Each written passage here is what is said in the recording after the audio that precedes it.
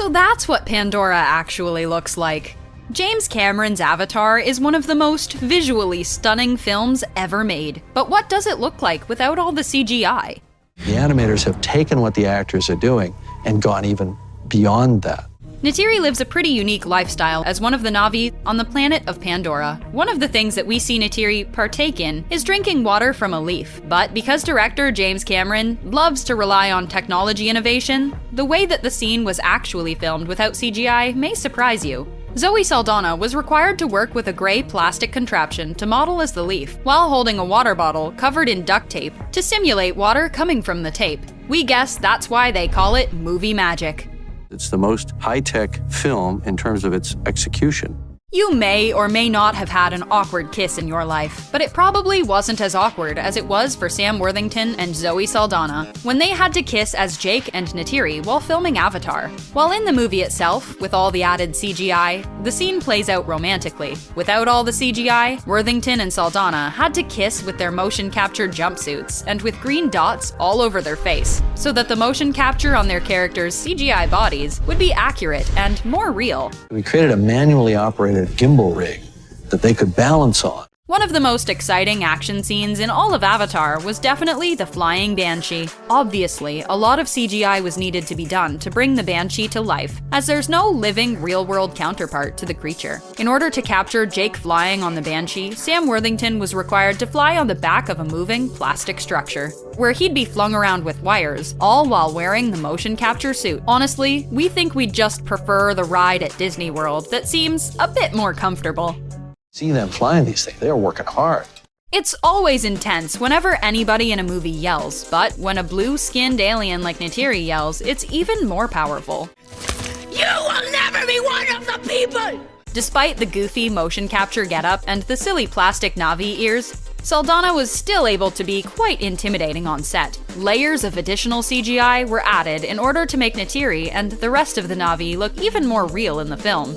You definitely wouldn't want to tick Neytiri off. I at least have no idea that I'm wearing this. I feel like I'm blue and I'm 9 feet tall. The big villain of Avatar was Stephen Lang's Colonel Miles Quaritch, who, unlike a lot of the other characters who required CG, is actually a human. One might assume that the Colonel's mech suit design was all CGI, but they would be wrong. The main core design of the suit was a practical effect, but it was the arm and the digital screens that were later added with additional CGI work in order to make the suit a more formidable force to the Na'vi. The final product proved to be quite the treat to the Na'vi and made Lang's Colonel an even more memorable villain. With rumors that he'll be back for the sequel, he may even bring that mech suit back. Oh yeah, who's bad? That's right. One of the first dangerous creatures that Jake encounters in the jungles of Pandora is the fierce Thanator. While the Thanator is quite intimidating on screen, the creature wasn't much to look at before the CGI was added. In fact, before the CGI was added, standing in for the Thanator was a red tennis ball on a long gray stick held by a crew member. In order for the actors to go on cue, the crew member holding the Thanator's stand-in would lunge at them. Life on Pandora would likely be much easier if all the Na'vi had to worry about was a tennis ball on a stick.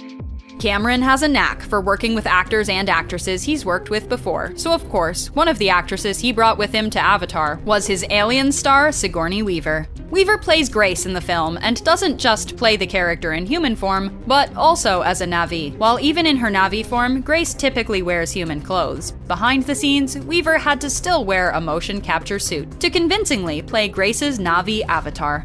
From Alien to Ghostbusters, Sigourney Weaver has clearly made her mark in the sci-fi genre. We had horses galloping around this place. It wasn't just the human actors who were behind motion capture technology on the set of Avatar, as actual horses were used under motion capture technology for the dire horses. The horses were equipped with dots on their body, much like their human co-stars, in order for them to be transformed later with visual effects. The horses were brought to the soundstage of the film, and Cameron would film the actors behind the Na'vi riding the horses with the special technology that would allow him to be their CGI counterparts as they were filming. Who knows, maybe those horses went on to take other motion capture roles as well. Despite all the extensive CGI and motion capture present throughout Avatar, that didn't mean the actors had to perform less stunts. In fact, it was quite the opposite. Whenever we saw the Na'vi climbing up the vines of the ominous floating rocks on Pandora, Cameron had the actors behind the Na'vi climb a similar structure, all in their motion capture gear. The final CGI was added later, but still, that didn't make the climb not dangerous. Though you can't really become one of the Na'vi without at least getting a little bit rugged with yourself and your environment. Motion capture wasn't always available when capturing scenes with the Na'vi, especially when they shared the screen with the human characters. When recording the scene where Jake first wakes up in his Na'vi form, Cameron filmed the actors playing the human doctors working around an empty gurney. Behind the lens of Cameron's camera, he was able to see the CGI character. We went to Kauai, we went way up in the mountains, and we acted out the scenes. Before the motion capture work was done for Avatar, Sam Worthington and Zoe Saldana filmed without their suits, half naked in Hawaii. This would be done in order so James Cameron could know how to plan all their scenes that would need motion capture, such as the bow and arrow scene. The Tree of Voices is perhaps one of the most gorgeous-looking set pieces in all of Avatar, but behind the scenes and without the CGI, that sacred tree wasn't much to look at. In fact, the trees were mainly just pieces of rope that were used to simulate the long leaves and branches of the trees that Neytiri would present to Jake. The final CGI would be added into the production later. To say these stunt guys, I mean, they gave us their all. The Na'vi clearly have a different culture than what we're used to, and Cameron wanted to display some of the tribal customs of the main tribe in the film. The group of 4 actors may not have had the biggest roles in the film, but that didn't mean their work wasn't difficult. These actors ultimately had to memorize a tribal dance of the Na'vi in all their motion capture suits. Now that's true commitment to the craft. If this was CG, I could have moved that in 30 seconds. So the whole time I was shooting the virtual camera, I was complaining that it wasn't live action. While there were times on set where James Cameron and his crew had more accurate models of the Dragon assault ships, there were times where the models wouldn't be enough. In order to film the scene, Cameron had the motion capture board use a metal-like chair in the middle of the set that would be moved around by crew members. A fan was also placed in front of the actors in order to properly capture the wind blowing in their characters' faces. While the real set may not have been as exciting as actually flying on a ship as a Na'vi on Pandora, the cast and crew certainly made the most of it. They developed the most lightweight 3D system possible, so it's a very sophisticated technology. The 3D, much like the CGI, had to be recorded in a distinct way, using 2 cameras. This scene where the Colonel is attacked on his mech by one of the Na'vi used 2 cameras to perfect the 3D and the CGI. One camera would be used for the live action elements, and the other would be used for the CG 3D elements. I need you to put up $10 million to prove we can make this movie. There was just as much action behind the scenes as on screen, with camera people running around and intense visual effects being produced live.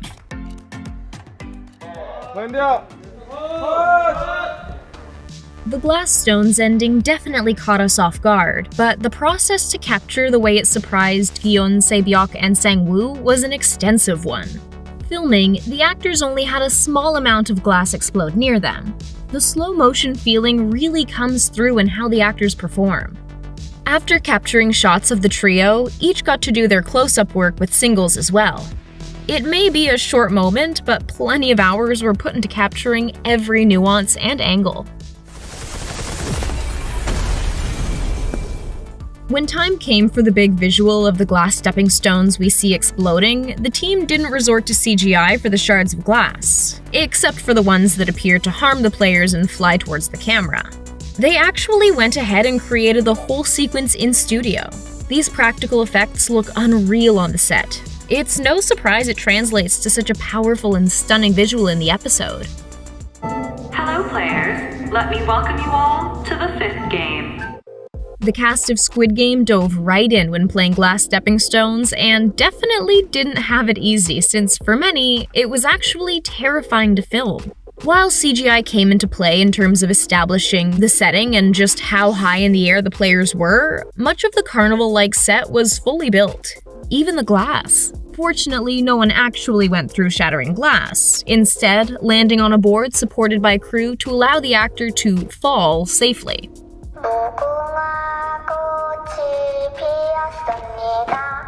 In the show, the set that Red Light Green Light takes place on already seems awfully crowded with the nearly 500 players, but on the set, there were even more folks, making it a pretty chaotic yet well-organized space. We would have thought CGI was used to add the bodies of those who lost during the game, especially the piles of people at the doors, but the actors all actually stayed wherever they were when they lost the game, which couldn't have been very comfortable. When it came to filming close-ups, multiple cameras were used to capture the performances, and the filming crew was often running along with the players.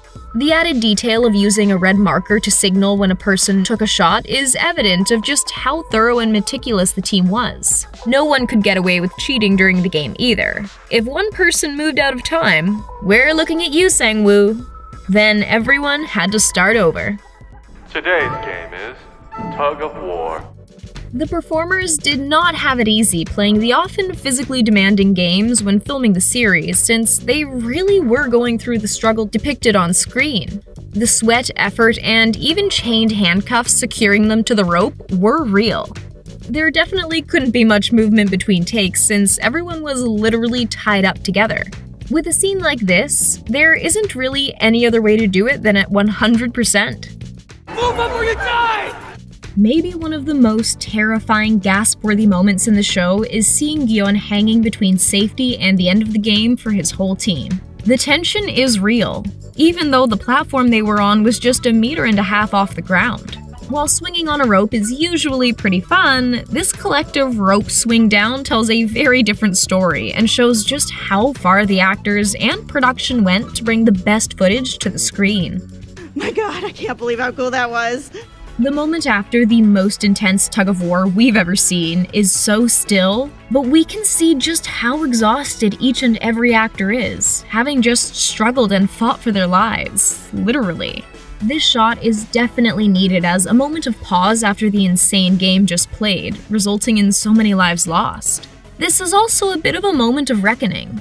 This was hard, but whatever was coming next would only be harder, and they knew it. You know what? I really thought we were going to die out there. For the final face-off, the soundstage was a lot emptier with just Gyeon and Sang-woo competing. But there were many camera people, often filming using handheld video cameras to capture all the frantic action. Not only that, their crew made it rain, making the whole scene just as dramatic as the gruesome fight we see in the final cut. As filming went on, the two actors only got more disheveled, with rain soaking through and blood effects added throughout the battle. In order to get all the footage they needed, the actors had to be on point at every moment. I won't let you leave here with that money. The honeycomb scenes looked pretty similar on set as they did in the show. With the exception of the childlike drawn wallpaper, the rest of the set was filled with giant playground equipment and the smell of freshly made dalgona, the Korean honeycomb sweet. Luckily, the actors didn't have to listen to the actual loud noise each time a bullet was fired, as someone on set was in charge of giving a shout to indicate the moment instead, so the performers had a solid, unified cue to react to. Behind the scenes, we get a glimpse of just how hands-on the director was when it came time to shoot.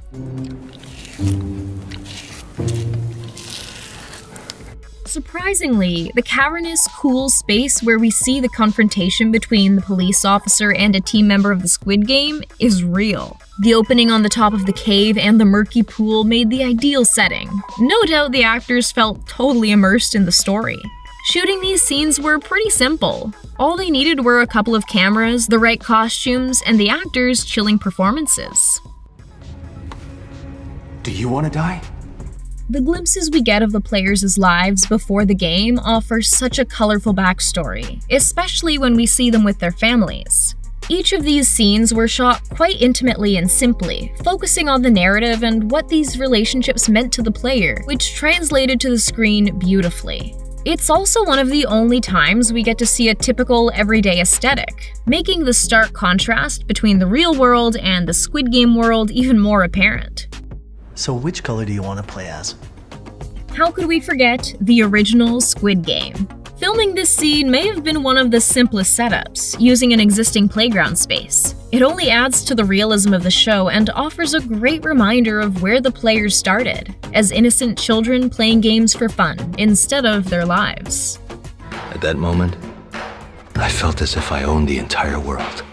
Hanging out in the dorms between games certainly wasn't any less stressful than the games themselves.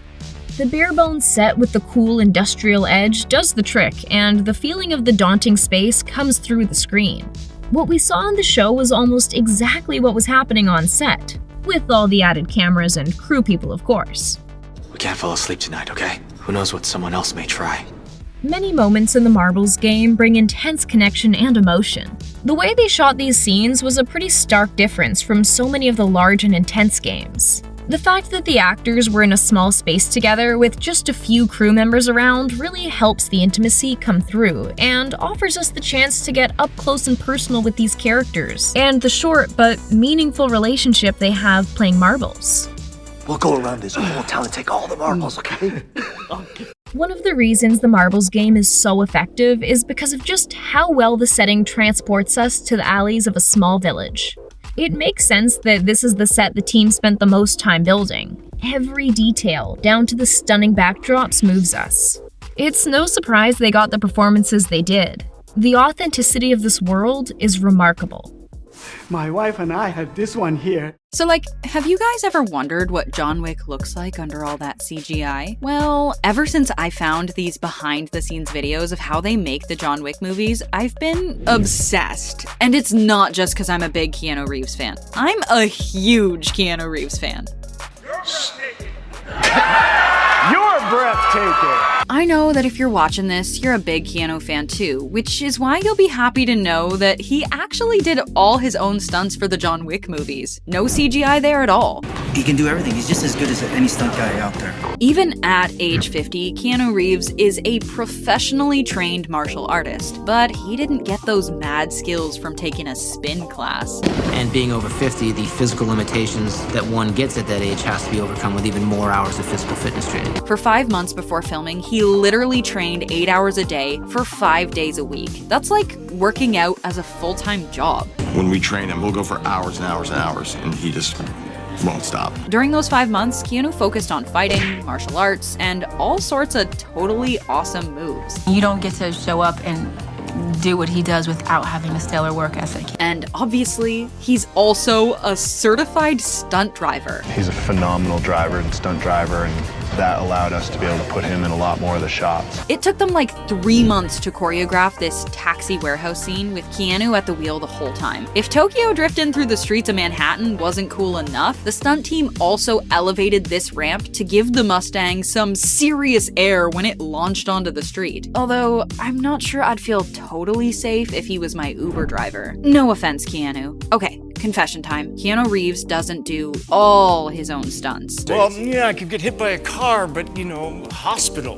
When a scene demands just a bit more action than Keanu can give, he calls in the pros for some backup. John Wick will get hit by a car, and that's Jackson Spidell. You guys, just a side note, Jackson Spidell is like the king of stunts. Besides John Wick, he's been in a ton of Marvel movies. Honestly, I think he's too cute to be a stunt actor, but that's just me. Sorry, moving on. But speaking of cute. Is that the dog? He likes you. No CGI here. The John Wick dogs are totally real. As far as dog movies that I've worked on, this is one of the most ambitious, without a doubt. Apparently there's this corporation called Animal Actors International that's like this database of animals who act. I wonder if Danny DeVito is represented by them. Kidding! We love you, Danny. But that's where the John Wick people found all their canine actors who honestly all deserve Oscars. They're so talented. A very special beagle named Andy played the part of Daisy, who unfortunately had a limited amount of screen time. I'll tell you what happened to Andy after they finished filming John Wick in a sec, but first, I gotta touch on the CGI. So we all know CGI can be used for a ton of different things, even stuff you wouldn't expect, like lighting, de-aging, technology, sorry, shiny Robert De Niro, fog, even kissing. We set such higher standards on the first two movies that You always have to kind of one-up it. But apparently this technology is a lot more complicated than I thought. We got to put things on the edge of what's real and still make it cinematic. Okay, I know most of the CGI in the John Wick movies are super legit, but there was one thing they faked that I just couldn't get over. This, right here, was CGI. And it cost the filmmakers $5,000. Seriously, guys, couldn't you just get chocolate or something? Well, they did spend the rest of that $25 million budget pretty well, though. This suit sucks. Did you know green screens are green because green is the furthest color away from many different skin tones? So when CGI is added in post, the character's skin won't get canceled out in the final cut. So does that mean I should wear as much green as possible if I'm camera shy? Well, what if I want to be totally invisible? I should probably wear one of these full-body green screen outfits the VFX team used to film this motorcycle scene. Yeah, we just wanted to put some dudes in green suits, really. It was pretty great. I just wanted to embarrass the stunt team. This motorcycle scene was actually inspired by a similar fight scene from the 2017 South Korean film The Villainess, which Keanu and John Wick director Chad Stahelski had both seen and loved. We started trying to figure it out, and we're like, oh, this is what they did. This is really interesting. It was like a puzzle we tried to piece together. Well, I'll tell you why this was the most difficult scene to film. But first, I gotta give you that update on Andy the Beagle. Well, shortly after Andy retired from show business, he was adopted into a loving family who renamed him Wick. That's so cute! Daisy. Of course. Dogs weren't the only live animal on the set of John Wick. Do you guys remember when Keanu rides a literal horse throughout the streets of the city? Not only did Keanu have to learn stunt driving for these films, he also had to learn stunt horse riding. Chad was like, time to train on a horse. For real, it's all legit. It's John Wick. It's like, it's just, instead of just riding a horse, you have to have a gunfight. Well, apparently it took Keanu hundreds of hours to learn how to ride. But that just goes to show how talented and devoted he really is. Riding a horse was too easy for Keanu Reeves, so we had him do trick riding. Ain't that one good-looking cowboy? This has been something we've been working on for a couple months to try and get this thing right. So the motorcycle fight scenes were definitely the most difficult scenes to shoot. We have a CGI sequence. It's been challenging because it's so outside of what we normally do. The filmmakers used a combination of studio green screen stunts. The stunt team worked out the choreography first, and then everything else will come after that. And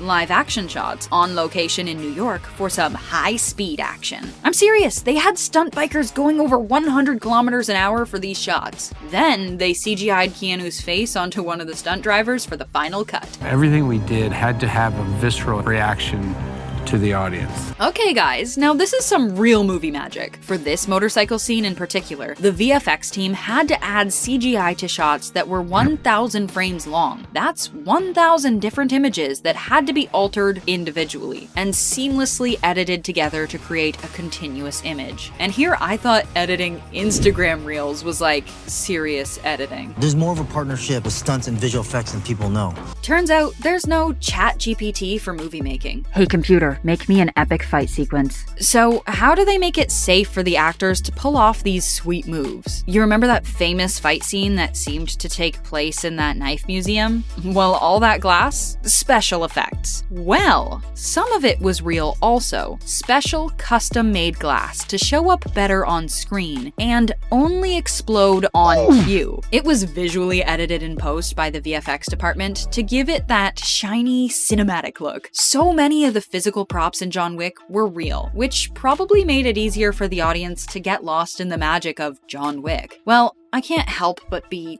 totally impressed with these actors. Like, how hard would it be to keep a straight face while you're doing this kind of scene? I think if there's any other action actor or actor, there wouldn't be a John Wick. I think he's the only one that can play him. Alright, I literally didn't think it was possible for me to love Keanu Reeves any more than I already did. Sometimes life has a funny way of surprising you, I guess. From epic battle scenes, impenetrable costumes, and impossible stunts, Marvel constantly has their fans' jaws dropping. With 98% of the footage from the MCU films being sent to the special effects editing professionals, it isn't hard to imagine how different our favorite Avengers look behind the scenes. But imagining and seeing are two different things. From Endgame to WandaVision and Peter Parker in between, you won't believe how dramatically different these Marvel scenes look without the power of VFX and CGI. Just a big chocolate missile. How iconic was this girl power moment in Avengers Endgame? However, while it may have come together seamlessly on screen, the arrival of the female Avengers took a bit more extra work behind the scenes. As you can see here, each Avenger had to be added in almost one by one. Some of them were included using special effects, and others just popped up from underneath the camera's view. You got something for me? Captain America's encounter with himself while searching for the Infinity Stones was already mind-boggling. But watching how they filmed the scene hurt our brains even more. Chris Evans filmed both parts individually with his stunt double, swapping roles between takes. The editors did their magic later on to make it seem as if it truly was a double trouble situation. I can do this all day. Yeah, I know. Although heartbreaking, watching Tony Stark's sacrifice again is worth it, just to see how it looked behind the scenes. There was actually no Infinity Glove, no battle raging around him, and no Thanos looming over him, just RDJ's pure talent. This Vision versus Vision fight in WandaVision took a lot of work. Paul Bettany filmed this scene with his stunt double, and they later digitally enhanced his stunt double's face to look like Paul instead. You can also see that the upper part of Vision's suit, as well as the environment around them, was added in later with special effects. But I'm not the true Vision. Getting to see the true strength of Wanda's powers in WandaVision was epic, but the cast and crew weren't treated to the same experience while Elizabeth Olsen was filming. Without special effects, Wanda's combustion in the Westview town square kinda looked a little like an adult temper tantrum. But it's still impressive to think about how it all came together in the end. This scene had our heart rates spiking, but we're glad to know Tom Holland wasn't in any danger filming it. Behind the scenes, Thanos' ship was actually just a green screen wall that Tom Holland was climbing while attached to a wire and wearing a motion capture suit. We're too high up, you're running out of air. That makes sense. The final battle was much less anticlimactic behind the scenes than on screen. The majority of the time, the cast wasn't even on set with one another at the same time.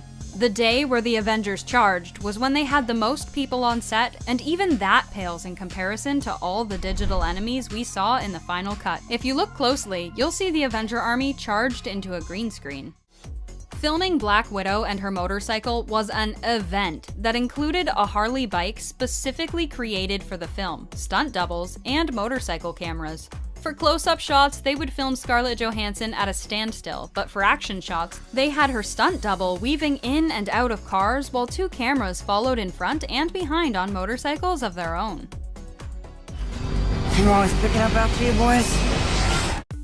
Not all special effects are done with VFX, especially in the first episodes of WandaVision. They swapped out Wanda's red waves of power for strings, poles, and simple speed adjustments to achieve that perfect 1950s style. Well, please eat before it gets cold. Sorry to disappoint, but Thanos, not real. Not even behind the scenes.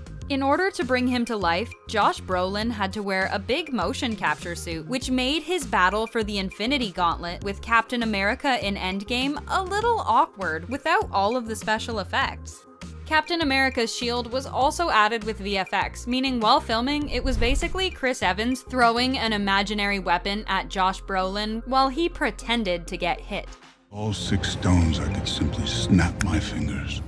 Living on a land full of vibranium would be epic, but unfortunately, Wakanda was all green screen and special effects, including their futuristic planes. However, they still tried to make filming as realistic as possible, like the fight scene between T'Challa and M'Baku, where the set designer created a pretty realistic base for the shoot. Glory to Hanuman. Doctor Strange's cape for a lot of the scenes wasn't actually there. Benedict Cumberbatch would go through the motions of grabbing and putting on the cape, but it was added in later on using special effects. They just couldn't recreate how lifelike it was without help from the digital realm. However, in other scenes where it wasn't the main focus, it was just a part of Benedict's costume. Mark Ruffalo has expressed in the past how embarrassing it sometimes was to be dressed in a large motion capture suit around the rest of the Avengers cast. While we admit it looks a bit odd, it was also that the editing team could do their magic like in this scene with the Hulk and the Ancient One. He's wearing his suit, but also standing on an elevated surface, in a green screen studio instead of New York. And Hulk. Smash. It's obvious to see that the Spider-Man illusion battle was completely done using digital effects thanks to the company Framestore. However, how did they get Spider-Man to move so much like Tom Holland? Well, they made sure that they filmed the stunts and movements with Tom in a motion capture suit so that they'd be able to add the extra realism to the scene. Zendaya's part was also added into the digital sequence later on. We saw plenty of different versions of Vision in WandaVision, however, what we didn't realize is that for a portion of the series, he was actually blue. Avatar blue. The showrunners worked with the makeup department to find what color paint would look the best translated in black and white. Turns out blue looked much better than maroon, and they stuck with the color through every black and white scene he shot. Humans are odd. Valkyrie's entrance was intense, but when you take a peek behind the curtains, the intensity is deflated. The horse she was riding was actually just an animatronic, and the area around her was completely green screen. Even Wanda's magical drop down was done with just Elizabeth Olsen and a harness. As much as we wish these portals were real, those magic rings we see in Doctor Strange are actually just shiny metal circles with a green screen backdrop. They were elevated to give the effects of the actors stepping in and did help them meet their marks, evidently adding a little more realism to it all. Hi everyone, I hope you're enjoying this film. To get Captain Marvel in the air involved a lot of VFX, green screen, and major dedication from Brie Larson. The actress was attached to a contraption made of poles that allowed the film crew to rotate her and manipulate her in any direction they needed. This was all done in front of a green screen so that her powers, location, and even part of her suit could be added in during post-production. It takes a lot to make a superhero look fabulous. The Spider-Man cast didn't actually film in London, at least for this battle scene in Far From Home. The VFX team created a digital London for the film, while the actors performed in a studio with minimal props and structures compared to what we see in the final cut. Sorry to break the illusion, but Iron Man's suit wasn't actually physically there the majority of the time. Oftentimes, RDJ would just wear part of the armor on top of a motion capture suit. There were other scenes where he would wear a physically larger suit, with his helmet being the only part added with VFX. It really depended on what the script required of him that day. Is everything a joke to you? Funny things are. The Marvel creators got to spend extra time playing around with Falcon for his new series, Falcon and the Winter Soldier, and we aren't complaining. They put in the work, researching and using footage from skydivers in order to get the perfect look for the Falcon's flying scenes. They seamlessly fit together raw shots and digital creations to give us these shots. Getting Chris Evans to look a lot smaller than he really was a challenge. The production team had to go through multiple steps. First, the scene was filmed with body double Leander Deeney, who still had to diet for the role. They then digitally replaced his face with Chris Evans in editing. Sometimes they would even have to scale down the actor compared to the environment, depending on the scene. Iron Man wasn't the only one with cool gadgets at his expense. We got to see Happy's plane in Spider-Man Far From Home, and we were just as impressed as Peter Parker. However, behind the scenes, the plane didn't really exist. While they did build part of the interior as a set, the majority was created digitally. Watching how they filmed the Rocket Raccoon scenes is kind of unsettling. Take a look. Rocket was, of course, created digitally, but in order to capture realistic movements, Sean Gunn, the director's brother, acted out the scenes in a motion capture suit. Because of the animal-like movements he was able to replicate. The Vulture wasn't slick and fast, which means the Spider-Man filmmakers needed to make sure the Vulture's special effects portrayed his heaviness. It required some research on how humans look flying with jetpacks, so that they could replicate it and then add in those digitally created wings. If you're not over how epic Black Widow is, raise your hand. While there's no doubt Scarlett Johansson brought Natasha Romanoff to life perfectly, it couldn't have been done without the added touch of special effects. So, what exactly does Black Widow's butt-kicking and motorcycle riding look like without the help of CGI, stunt doubles, and VFX? We'll give you a hint. Drastically different. That's not up to you. What would an Avengers film be without an epic slow-mo walk sequence?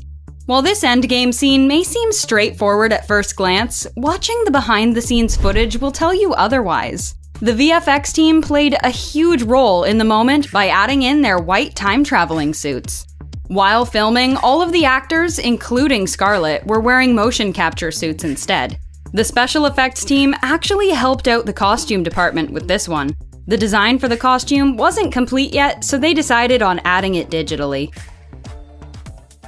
Black Widow's big face reveal while acting as Councilwoman Holly had us shook, but it probably left you with a lot of how questions. Scarlett, along with Holly's actress, Jenny Agutter, both filmed this scene separately on a green screen, and then the rest was left to the magical powers of VFX to sync and create that transition. Can you give her a lesson? If you can impress Tony Stark, you know you're doing something right. Scarlett performed this entire fight scene with Happy herself. It did take quite a few weeks of training with her stunt double Heidi Moneymaker, but by the end of it, she was flipping Jon Favreau on his back like it was her job. It kind of was. Although Heidi did admit there was a part of the fight sequence that she had to jump in and film herself. The stunt included a one-handed cartwheel that led to her legs around his neck, so that she was able to push him to the ground and flip him over. The truth is, during this Age of Ultron scene, Scarlett Johansson was barely present. Some shots were done using a motorcycle rig and an enormous green screen background. Others were complemented with additional footage that was added on with VFX later on. And Captain America's shield? Without special effects, it was nothing more than a tennis ball. The coolest part about the scene, though, might be the fact that Scarlett and her stunt double were made custom motorcycles just for the Marvel films. Stunt double Heidi had to take over for a lot of this epic hallway sequence in Iron Man 2. However, Scarlett was determined to film as much as possible and trained for 4 hours a day for 8 weeks to be able to include parts that were all her. But it wasn't without some hesitancy from the actress. When I first saw the sequence that they wanted me to do and it was completed and choreographed, I just thought to myself, oh my god, how am I gonna do this? To keep her safe, she was attached to a harness a lot of the time. In the end, having her included in the scene added even more realism to everything. The last 5 years I've been trying to do one thing, get to right here. Special effects were helping out Black Widow right until the very end. Her trip to Vormir with Hawkeye might be one of the most VFX-heavy scenes she was a part of. This soulful adventure was filmed in front of a large blue screen, with the cliff edge being a platform that was constructed in the studio. A harness and wire were used for the final moments of Black Widow's story. Excuse us while we cry for a second. Plant like some debris is coming down. You know what I mean? Like, you can feel the blast. This Bucky car chase scene didn't look anything like the extravagant final cut we saw unfold on our screen. Bucky's actor, Sebastian Stan, wasn't even present for this part of the filming. Scarlett and Chris Evans filmed at a standstill in a studio car in front of a green screen. What makes the whole behind-the-scenes moment even more lackluster is that they also filmed without sound effects. They instead took directions on where to look and where to shoot from the director. The scene where Widow takes on Bucky single-handedly is another moment that looks completely different without the Marvel movie magic. Scarlett and Sebastian performed this scene themselves, but it wasn't without some added safety and effects. Scarlett was attached to a harness and a wire so that she could keep her balance on Sebastian's shoulder, and then safely get pushed off. Like the car chase scene, all of the action and sound effects in the final cut weren't present while they were filming. Payload secure. Thanks, Sam. Don't thank me. I'm not thinking that thing. Despite her dedication to stunts and fight training in the past, this moment was just a little too high caliber and dangerous for Scarlett to attempt. This means she was nowhere in sight for the filming of this sequence.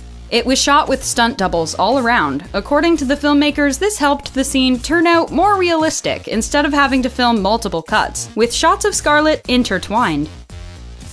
Well, you pulled this off. I remember a time when that seemed pretty impossible, too. Before Black Widow and Hulk kindled their little romance, things were pretty rough. Rough as in he chased her down while destroying everything in his path. However, for the filming of scenes like this, Scarlet would film with a green screen behind her. Oh, thank God. So they'd be able to add the Hulk in later digitally. The explosions we see in the behind the scenes were controlled pyrotechnics meant to imitate Hulk's destruction. Remember the huge boat featured in the opening scenes of Winter Soldier? Completely VFX. Check out this wild breakdown. For filming, Scarlet, Chris, and the rest of the cast actually just shot in a studio surrounded by a massive green screen. Scarlet still came flying in, but she was all decked out in a harness for safety, and instead of falling from a plane, it was just from her place a couple of feet in the air. I'm gonna get a view like this. We all know that Marvel didn't actually destroy New York City for this battle, but we also didn't expect it to be filmed the way it was. The moment that included Black Widow was shot entirely in studio with the actors surrounded by a ginormous green screen. The rubble of New York was added in with VFX later, apart from a few props like the classic New York taxis. Scarlet also had some help from her stunt team to execute all of the fight sequences she had. Who here hasn't been to space? Besides the actual actors, there wasn't much that was there during the filming of Black Widow's first adventure to space. And even then, Bradley Cooper wasn't sitting in the pilot seat in place of his character Rocket. Rocket, along with the entire spaceship, and Captain Marvel's suit were added in using computerized special effects. If you look closely, you can see the motion capture dots that Brie Larson had to wear in this scene. This earth-shattering, or should we say earth-blipping, battle in Infinity War was filmed on location, but they needed multiple blue screens to transform an ordinary field into the battlegrounds we saw in the final cut. They even have blue screen platforms to add dimension and help the actors by adding some realism to it all. With Black Widow on the front lines of the war, she was in the midst of all the special effects, like the Wakanda shields that were non-existent behind the scenes. Filming these moments took a lot of imagination on the actors' and directors' part. Mark Ruffalo hasn't been shy about how embarrassed he was to have to wear a full motion capture suit while filming amongst the other Avengers. I've seen worse. But during this brainstorming sesh, it definitely helped out Scarlet. Having Mark act out the scene instead of just digitally adding in Hulk afterward allowed Scarlet to carry out a proper conversation instead of her having to rely on imagination. Far From Home wouldn't be the same movie without its incredible special effects. Everything from touching up Spidey's suits to creating the elementals required multiple companies, hundreds of people, and hours of work. So we'll spend this video breaking down their additions to the film and just how incomplete it would look without them. In every interview, he's like, when I wear the bubble hat, and I'm like, no you didn't. Far From Home's most memorable scene has got to be the intense illusion battle, the big midway fight sequence of the film. Framestore, the company in charge of this sequence, was given an unusual amount of freedom to create the scene. They weren't given a set script to follow. Instead, they were given the creative freedom to come up with the concepts for the illusions at the same time they were animating and adding effects to the shots. This gave them the unique opportunity to provide direction for the on-set production team. For example, with this shot where MJ is attacked by Mysterio. Framestore blocked out the animation ahead of time with a CG MJ, complete with precise lighting from the moon and lights of the Eiffel Tower. This rendered footage was passed along to the set production, who were able to recreate the exact lighting Framestore needed for the shot. This allowed them to slip Zendaya's performance into the final product looking absolutely perfect. By the way, the construction site where the battle takes place? 100% CG. Framestore created the entire building model, adding Tom Holland's mocap footage on top. They used a mocap suit instead of filming Tom in costume to save time on set. All of those reality-bending illusions would have meant way too many costume changes for just one sequence. That nightmare-inducing zombie Iron Man utilized mocap as well. Framestore went through several designs for the undead hero, finding the right balance to be horrifying without showing anything too gruesome. The final product finds a good middle ground, resembling a mummy beneath the broken bits of machinery. Marvel moviegoers are no stranger to the incredible holograms of this cinematic universe, which means the VFX teams have to keep their designs consistent with the Marvel style while putting in a few new twists to keep the visuals from getting stale for longtime fans. For this scene, where Mysterio is introduced as Quentin Beck and explains the elemental attacks, filming was done using a special light box table. Rising Sun Pictures had to not only design and place the holograms in the scene, but adjust the lighting and colors depending on which holograms were showing to make them look like they were really in the room with the actors. The work had to be done in layers, sometimes completely removing the lighting from on set. The lighting in the raw footage lacks the subtle colors reflecting from the holograms that don't just make the scene look pretty, but create an atmosphere to complement the actors' performances. Sometimes an actor's job boils down to fighting invisible monsters on set. The scene with the water elemental battle was filmed on set with recreations of buildings from Venice on top of a huge pool of water and blue screens as backdrops. While the scene utilized a ton of CG, most of the stunts were accomplished by Tom and his stunt doubles, Luke Scott and Greg Townley. I never have a stunt double, it's always me. VFX not only hid the wires required to help Tom jump from pole to pole and vault onto the Rialto Bridge, but filled in the backgrounds of Venice and, of course, brought the water elemental to life. There were no rigs or dummies used for the monster, which means the actors had to rely on their imaginations to really sell their performances. All of that water they were drenched with was real, though, and very cold. Similar techniques were used for filming the scenes in London. While portions of the scenes set on Tower Bridge were filmed on location, they also filmed using set pieces such as the tour bus in front of green screens. The shots littered with rubble and broken down cars were set pieces in front of green screens too. For wide shots, Imageworks built a complete 3D model of Tower Bridge. This model was also used for filming all the destruction that took place during the climactic final battle. During all this action, we see tons of drones in various states of despair. Imageworks was able to create all of these broken bots by altering their original models. The drones were constructed out of various individual pieces, all coming together to form a single machine. Like the water elemental, the drones didn't use any objects on set as stand-ins to help the actors visualize the scene. Here's what Peter's final confrontation with Beck really looked like on set. Believe it or not, this scene, set in a vibrant field of tulips, was filmed in an empty grass lot in the UK. The jet and all the flowers were CG. Image Engine had to simulate an entire field of tulips with natural wind, as well as the jet landing. Over 2 million tulips were simulated in this scene. There were 8 colors and 8 different tulips created for each color. In order to render all of them efficiently, they used a method called pre-caching, where software will download data ahead of time in anticipation of its use.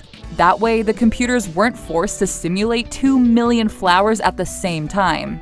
Stripped of CGI, this scene is just Tom Holland and Jon Favreau standing in some grass.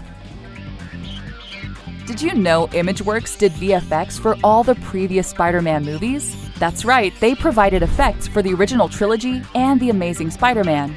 Producers were actually reluctant to go to them again for the MCU installments since they wanted to give the third iteration of the hero a fresh new look.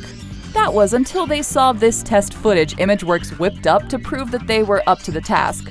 That's not Tom Holland in costume, that's completely CG. The 3D model looked and moved so convincingly that even Tom Holland himself was fooled.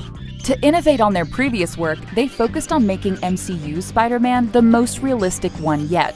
They did this by studying imperfections in Tom's movements from unused takes and incorporating them into the animated Spider-Man. Moments of hesitation or getting caught off balance helped make the CG Spidey feel far more grounded in reality than any of the previous films. While some of Spidey's suits are completely computer-generated and require a mocap suit, even the costumes on set require digital tweaking here and there. It can be as simple as removing wrinkles to keep the suit looking smooth, or adding wear and tear from the intense action sequences. Following in Tony Stark's footsteps, Peter enters the workshop in the back of the jet to build his own suit for the first time since he ran around Queens in sweats. While the shots of Peter entering are all CG, there was also a physical set for the workshop. After filming Tom on set, the holograms were added in post with VFX. Image Engine had to create an exact replica of the set in order to accurately layer the holograms and moving machinery over the real footage, bringing the workshop to life in the final product. This scene isn't just an important character moment for Peter, but a chance for the audience to see what goes into building a Stark Tech Spidey suit. Image Engine had to decide what the individual elements of the suit would look like, ultimately breaking it down into 3 layers for the construction process. There's a white wet fiber layer, a layer of black and red fabric detailing, and a layer for hard surfaces, such as the eyepieces and chest patches. The company in charge of VFX for the final battle in London, Imageworks, kept these details consistent when adding battle damage to the suit. If we look at his suit closely during his emotional reunion with MJ, we can see patches of white material where the suit sustained damage. Behind the CGI of Venom, there are stunts, practical effects, and a ton of impressive acting. Venom is a really visually exciting movie to watch, especially because of the wild and shocking transformation we see Eddie undergo. The complex villain is brought to life thanks to some truly remarkable CGI. Behind the scenes is just as action-packed as the final cut of these films. Venom 2 definitely doesn't hold back on the wild action and impressive CGI work. These tendrils have a total life of their own in this shot, but behind the scenes, the Carnage arm grab looks pretty different. Instead of real tendrils, wires and harnesses did the heavy lifting to make sure the cameras captured what they needed. The restricted spin around while being held by wires looks far from comfortable to deal with, but it was well worth it considering just how epic the final result looks. While Tom Hardy gives a great performance, the shape-shifting transformation we see on screen from man to supervillain is all thanks to painstakingly detailed CGI work. The VFX team actually created animations for every single frame we see. While it took a lot of time and expertise, it was the best way to make sure the transformation looked as slick and real as it does. Every layer of the detailed animation images contributes to making Venom's interactions with people and the world look so convincing. One of the coolest scenes in the first Venom takes to the streets with this massive mess of black tendrils moving from flat on the ground to a powerful stance. While his movements look flawless in the final cut, behind the scenes was a very different story, as the actors were hard at work to perfect choreography to properly map out the movements. The CGI team needed the best footage to work with to bring Venom to the screen in such a central and powerful way. In the end, they definitely were not disappointed. The second Venom film features a pretty massive leap onto the hood of a car that's made to look like an effortless motion in post-production.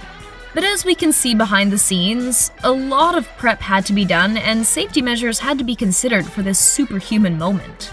Seeing just how intense the stunt is without CGI is a great example of how much acting the performers need to do to appear as though these daunting tasks are totally effortless. Venom: Let There Be Carnage is filled with plenty of shooting scenes which, of course, are no match for the creature. The drama of it all is still as present without CGI, considering the high stakes and loud noises. All the flashes of light and details to support the storytelling are courtesy of added effects, since they were just shooting blanks on the set.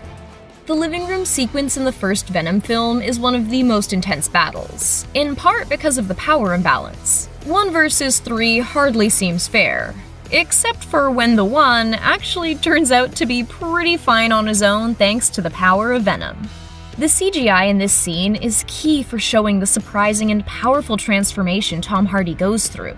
A whole lot of stage combat and practical effects contributed to executing the battle so well. As he slowly discovers the sheer amount of power he has, Tom Hardy looks a bit crazy staring down at his fist as if it were a monster. And to be fair, with the CGI, monstrous is a pretty good descriptor for what we end up seeing. Part of what makes the CGI so effective is the fact that Hardy performed each of these scenes with 100% commitment, especially when he was embodying Venom. The motorcycle chase scene is one of the most complicated sequences shot for the first film, and an epic point of action. While the scene itself only lasts a few minutes, before filming even commenced, planning happened for months to make sure it could all be carried out efficiently while making sure the epic footage was still captured. What's even crazier is that the whole chase was actually filmed, and CGI was what managed to weave the whole scene together seamlessly, and with impressive detail no less. Stunt doubles took over for the actual riding on the streets. Robbie Madison and Joe Dryden performed legendary motorbike stunts. Considering all the planning, it's no surprise about 40 cars ended up being used and inevitably destroyed over the course of filming. While CGI did amp up the look of this nosedive through flames, stunt performer Dryden really did whip through fire to make sure the team had the best shot they could get. To be perfected, of course, with special effects. We get to see the Venom tendrils in full force when they bring Hardy's character to safety. Well, as safe as someone can be whipping through the city on a motorcycle. Filming in studio saw the actor maneuvered by a harness to move from floating in the air to regaining control. But the moment CGI came into play was when the scene really came to life. Robbie Madison looked danger straight in the face when he was preparing for the huge jump on the famously steep Bullet Hill. This was actually the performer's very first jump in America, and was it ever a cool one.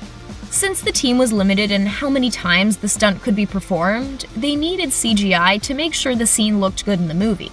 After 3 stunt jumps, Madison was able to really hear the sounds of the cars crashing, and the intensity of the whole experience hit him.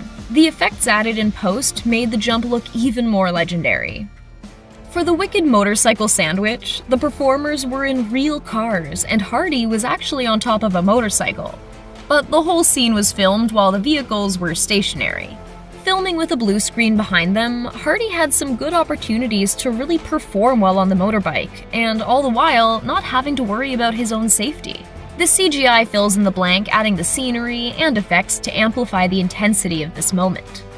This motorcycle slide is nothing short of impressive. The 2 weeks spent to create a specially designed metal plate for the motorcycle to attach to in order to safely whip around with such speed was well worth the effort. The experience of filming was pretty wild, and the final result adds a really cool, unexpected moment to the whole sequence. The visual details of Venom really complete the masterpiece. This apartment fight was pretty wicked, and included the vicious weight-throwing move. Luckily, the actors weren't in any actual danger since there weren't any real weights on the set. CGI isn't just used for big explosions and out-of-this-world creatures. Sometimes generating images for more typical or practical effects is what's needed. With major throws come a whole lot of wires and harnesses. While in the first movie we see exactly what outer force throws him around, behind the scenes it almost looks a bit more like magic since Hardy was hooked up to wires and harnesses, making sure the tricky stunts could be filmed safely. It looks incredible in rehearsal, so it's no surprise that the final product is a gem as well. Slamming into the wall over and over again can't have been the most comfortable experience for the actor though.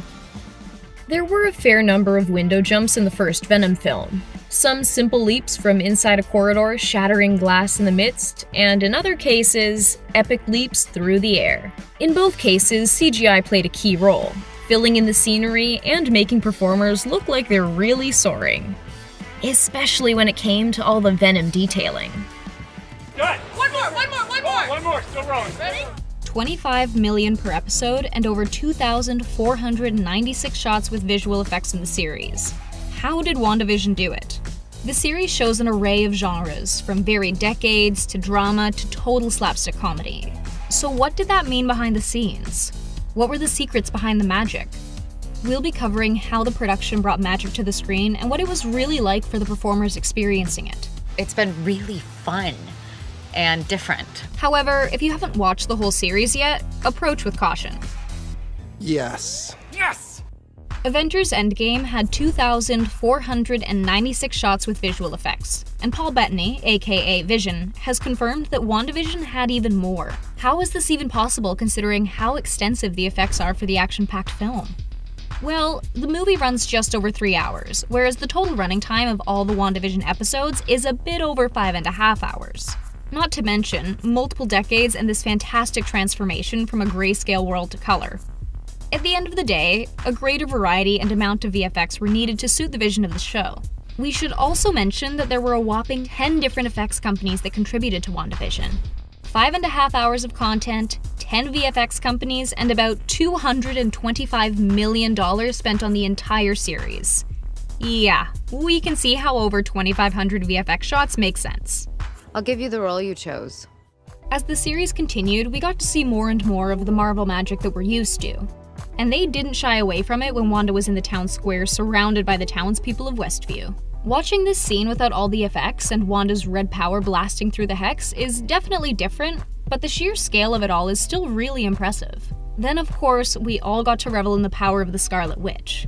Naturally, they couldn't really have glowing red surrounding her entirely, but this green screen did the trick. Olsen's delicate and powerful hand motions really do their job in making this magic look real. Add the glowing eyes, and she is set. Olsen is no stranger to wire work, and thank goodness because she had plenty of it in WandaVision. She looks so calm, cool, and collected as she descends down into the square here. I don't understand this power. And how about those epic battle scenes? Olsen said that this may actually be the first time Marvel had a full battle sequence taking place entirely in the air. Take note of how many wires there are all over these shots. The rigging is definitely no small task. Thank goodness CGI is able to edit out all of the tricks of the trade used to make the magic. Though not everything needed a highly technical VFX. Adding some of this magic was as simple as, well, cue the giant fans for Agatha. It may have been her first time in the MCU and defying gravity, but she looks like she's totally in her element here. As we can see, she wasn't holding back one bit and seemed to really revel in the magic of it all. How about these tense moments where the actors appeared to simply be levitating without all the wild movement and soaring through the air? Well, as we can see here, Olsen was essentially placed in a concoction of wires to hold her up and floating in Agatha's chamber. It doesn't look too comfortable, but the final result, well, it speaks for itself. Let's let Agnes give it a try. For a human playing a synthezoid, Bettany does an incredible job as Vision. However, credit has to be given to the VFX team who did an incredible job at using CGI for his face as well. Yes, he spends hours in the makeup chair and gets a whole lot of prosthetics done, but to really bring the vision of Vision to life, a team effort is needed. The acting, emotion, and heart, that's all Bettany. But his face is often CGI'd and augmented with effects.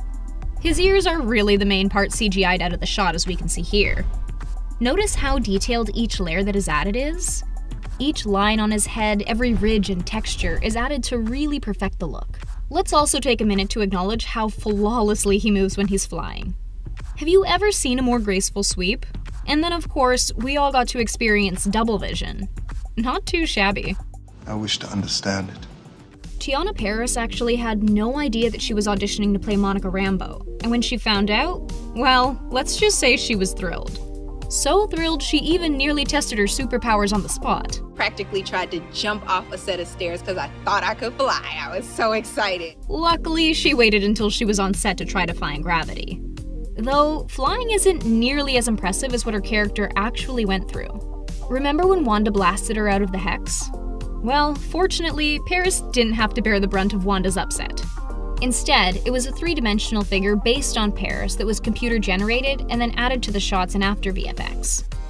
Though the intense rejection wasn't quite enough to keep her out of the hex and mesmerized us with the incredible transition through static and memory. What were those digital graphics inspired by exactly anyway?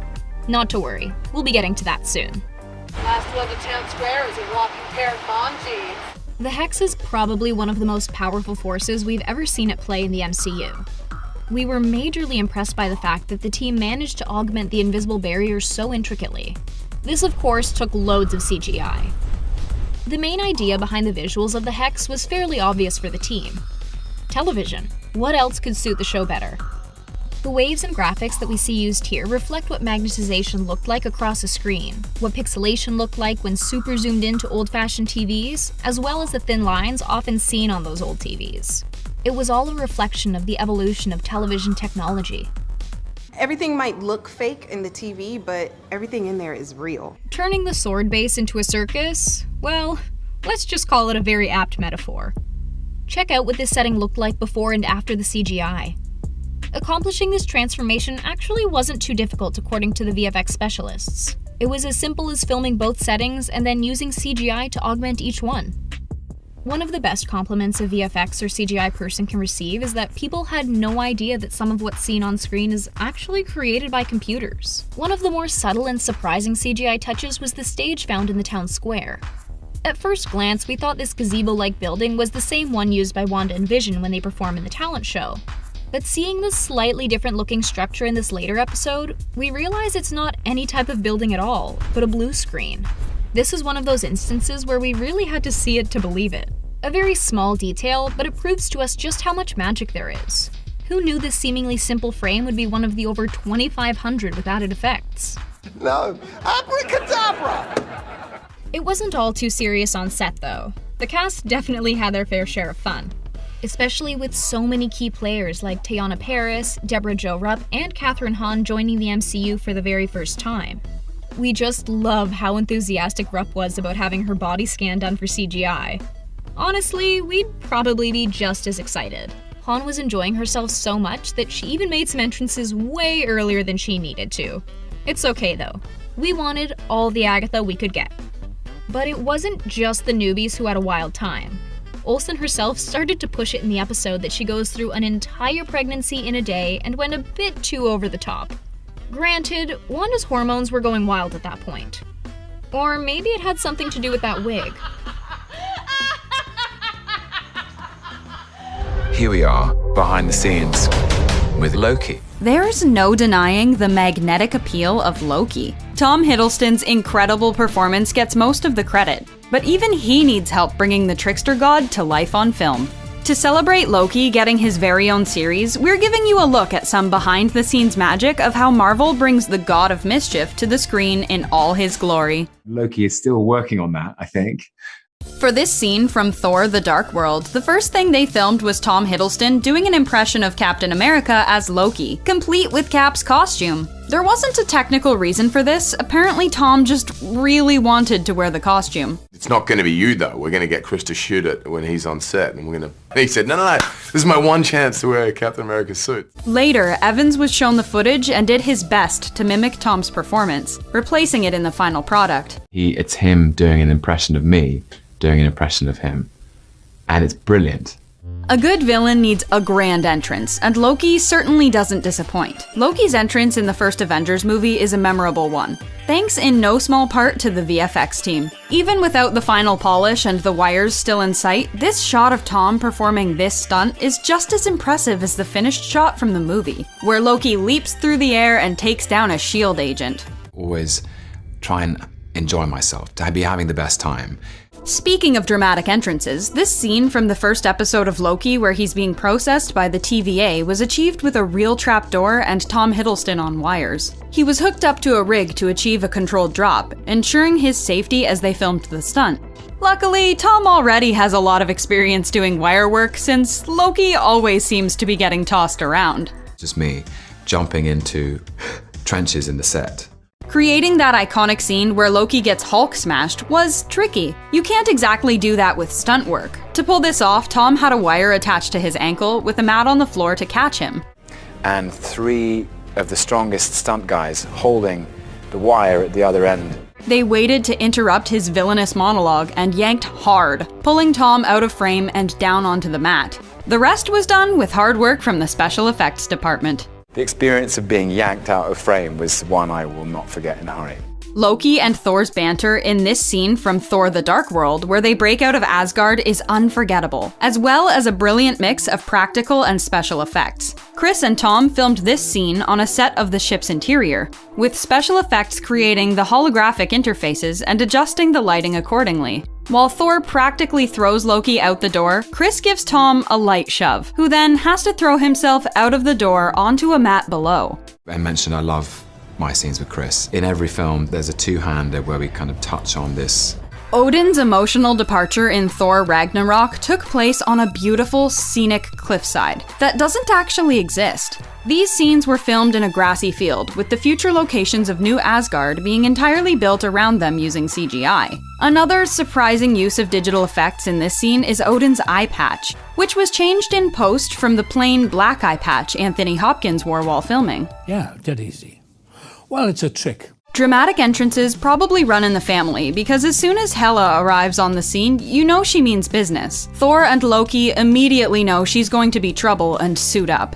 To get this magical costume change, Chris and Tom were filmed entering in both costumes. The footage was spliced together, and the effects team created Thor's lightning and Loki's signature green shimmer of magic to create a transition between these changes, putting them together for one seamless shot. Loki was a bad guy. Well, Loki was a misunderstood guy. We love seeing the Odin sons work together, like when they teamed up in the Dark World. Using Loki's illusion magic, they fooled Malekith into believing Loki had betrayed Thor, going as far as pretending to cut off Thor's hand and give up Jane Foster. It's very accurate. In this shot, Loki literally kicks Thor while he's down, sending him rolling. On set, it was Hiddleston, delivering a kick that didn't connect, and Hemsworth was pulled away using wires. Never was torturous at all, so I'm incredibly proud of this. While there were parts of Thor and Loki's confrontation with Malekith that were filmed on location in Iceland, taking advantage of some barren, volcanic landscapes, the more effects-heavy shots were filmed on a green screen set. This behind-the-scenes footage really gives you an appreciation for the amount of faith actors have to put into their directors and their special effects team. There's an art to the physicality of performances, with invisible elements like CGI magic, and Tom pulls it off beautifully. While it may look silly on set, the final product was anything but. It can be surprising exactly which elements of a scene are created using CGI. Like Loki's chains in the Avengers. Yeah, for whatever reason, those were CGI, not part of Tom's costume like they were for Thor: The Dark World. Loki's restraints and muzzle add a lot of context to these shots, so the behind-the-scenes footage of the closing scene looks pretty different without them. Props to Tom for being able to convincingly move like someone in chains, even limiting how much he moved his mouth and jaw. I think, well, there was always going to be an unanswered question of what on earth happened.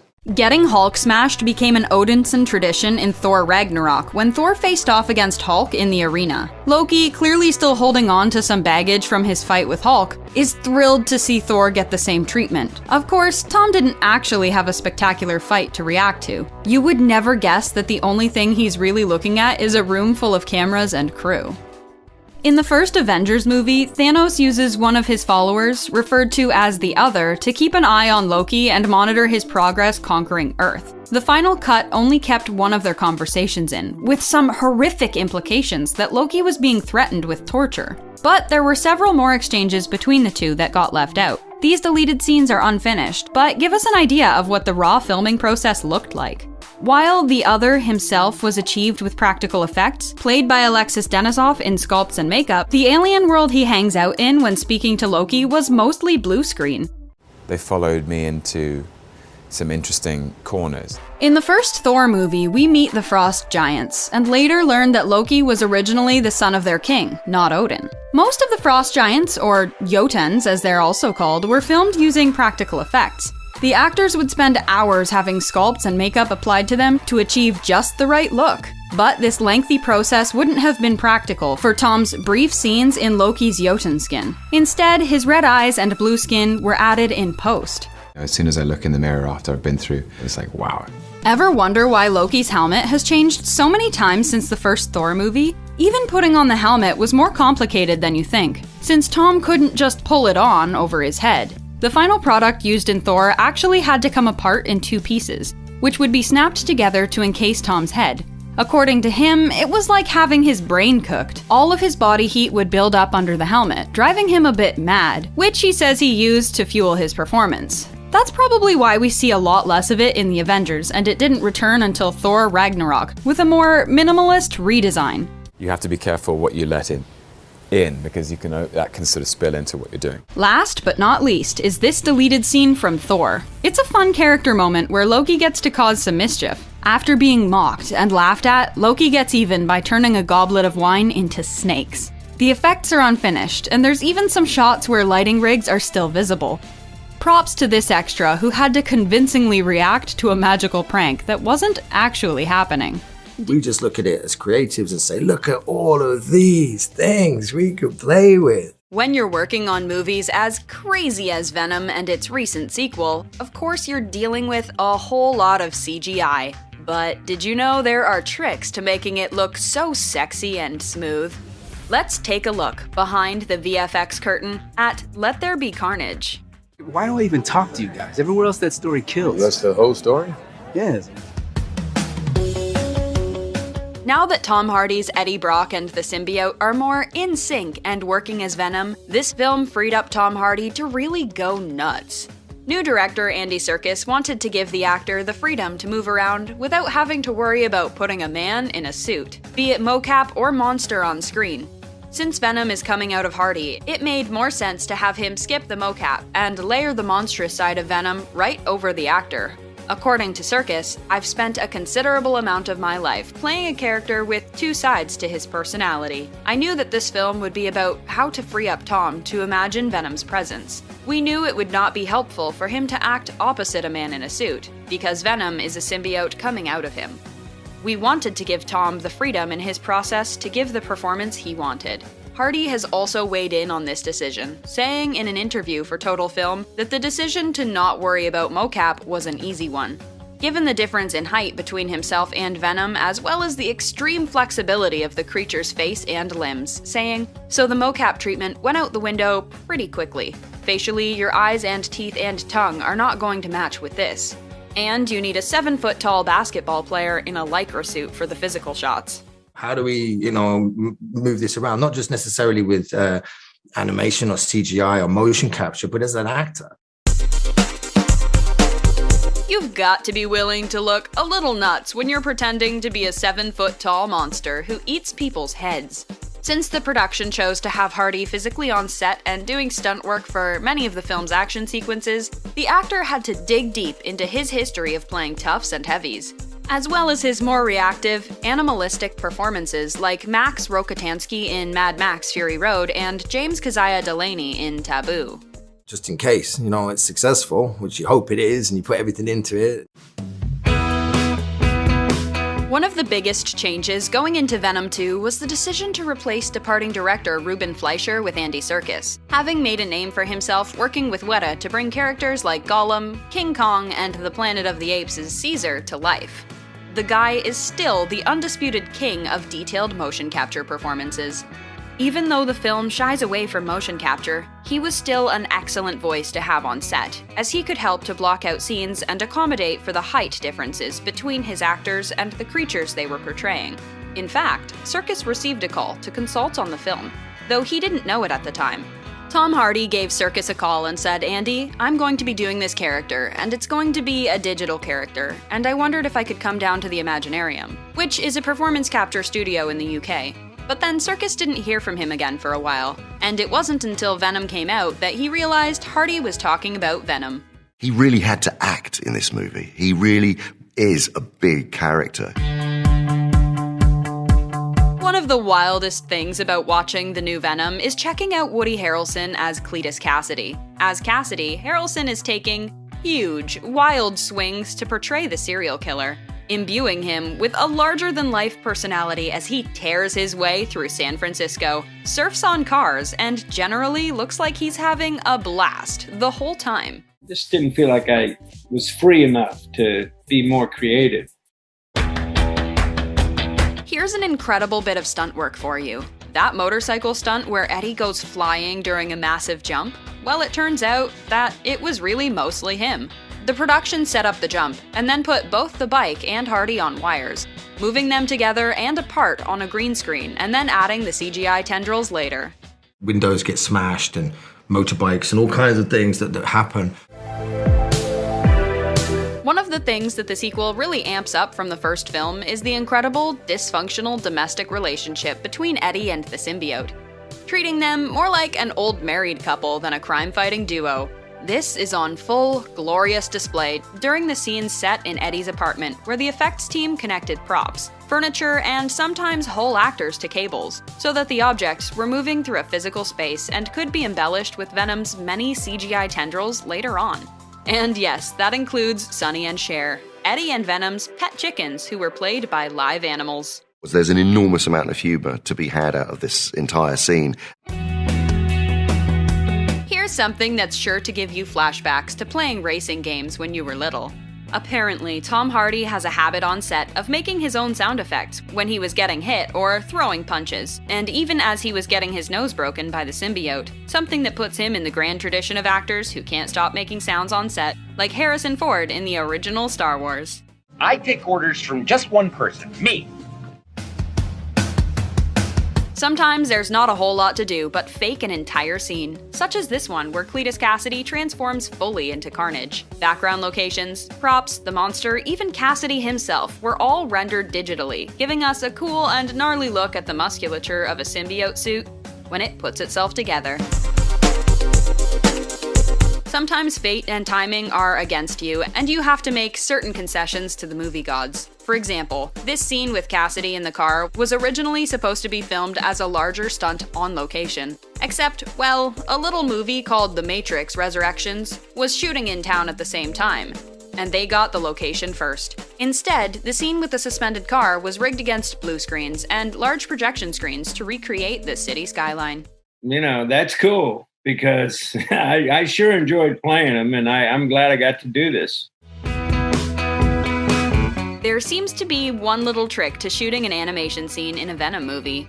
All you do is attach a string or a suspension harness to literally everything in the shot, and then you pull and wiggle everything around, like these poor stunt guys in the scene where Carnage and Cassidy escape from prison. As I walked around, I felt like the king. Of course, it wouldn't be a movie released in 2021 if we didn't talk about a little bit of pandemic delay. Shooting on the film finished early on, but due to release delays, Andy Serkis and his team were blessed with a ton of extra time to tweak the edit of the film and more closely oversee the CGI work. It takes a lot to create truly convincing CGI.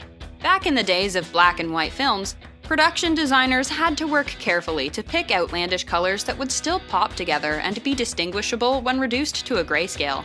But Venom 2 is a testament to the fact you still need to be careful. To create the illusion of this symbiote goo actually coming out of the actors and seeping through their clothes, picking placement and really reactive colors was a must.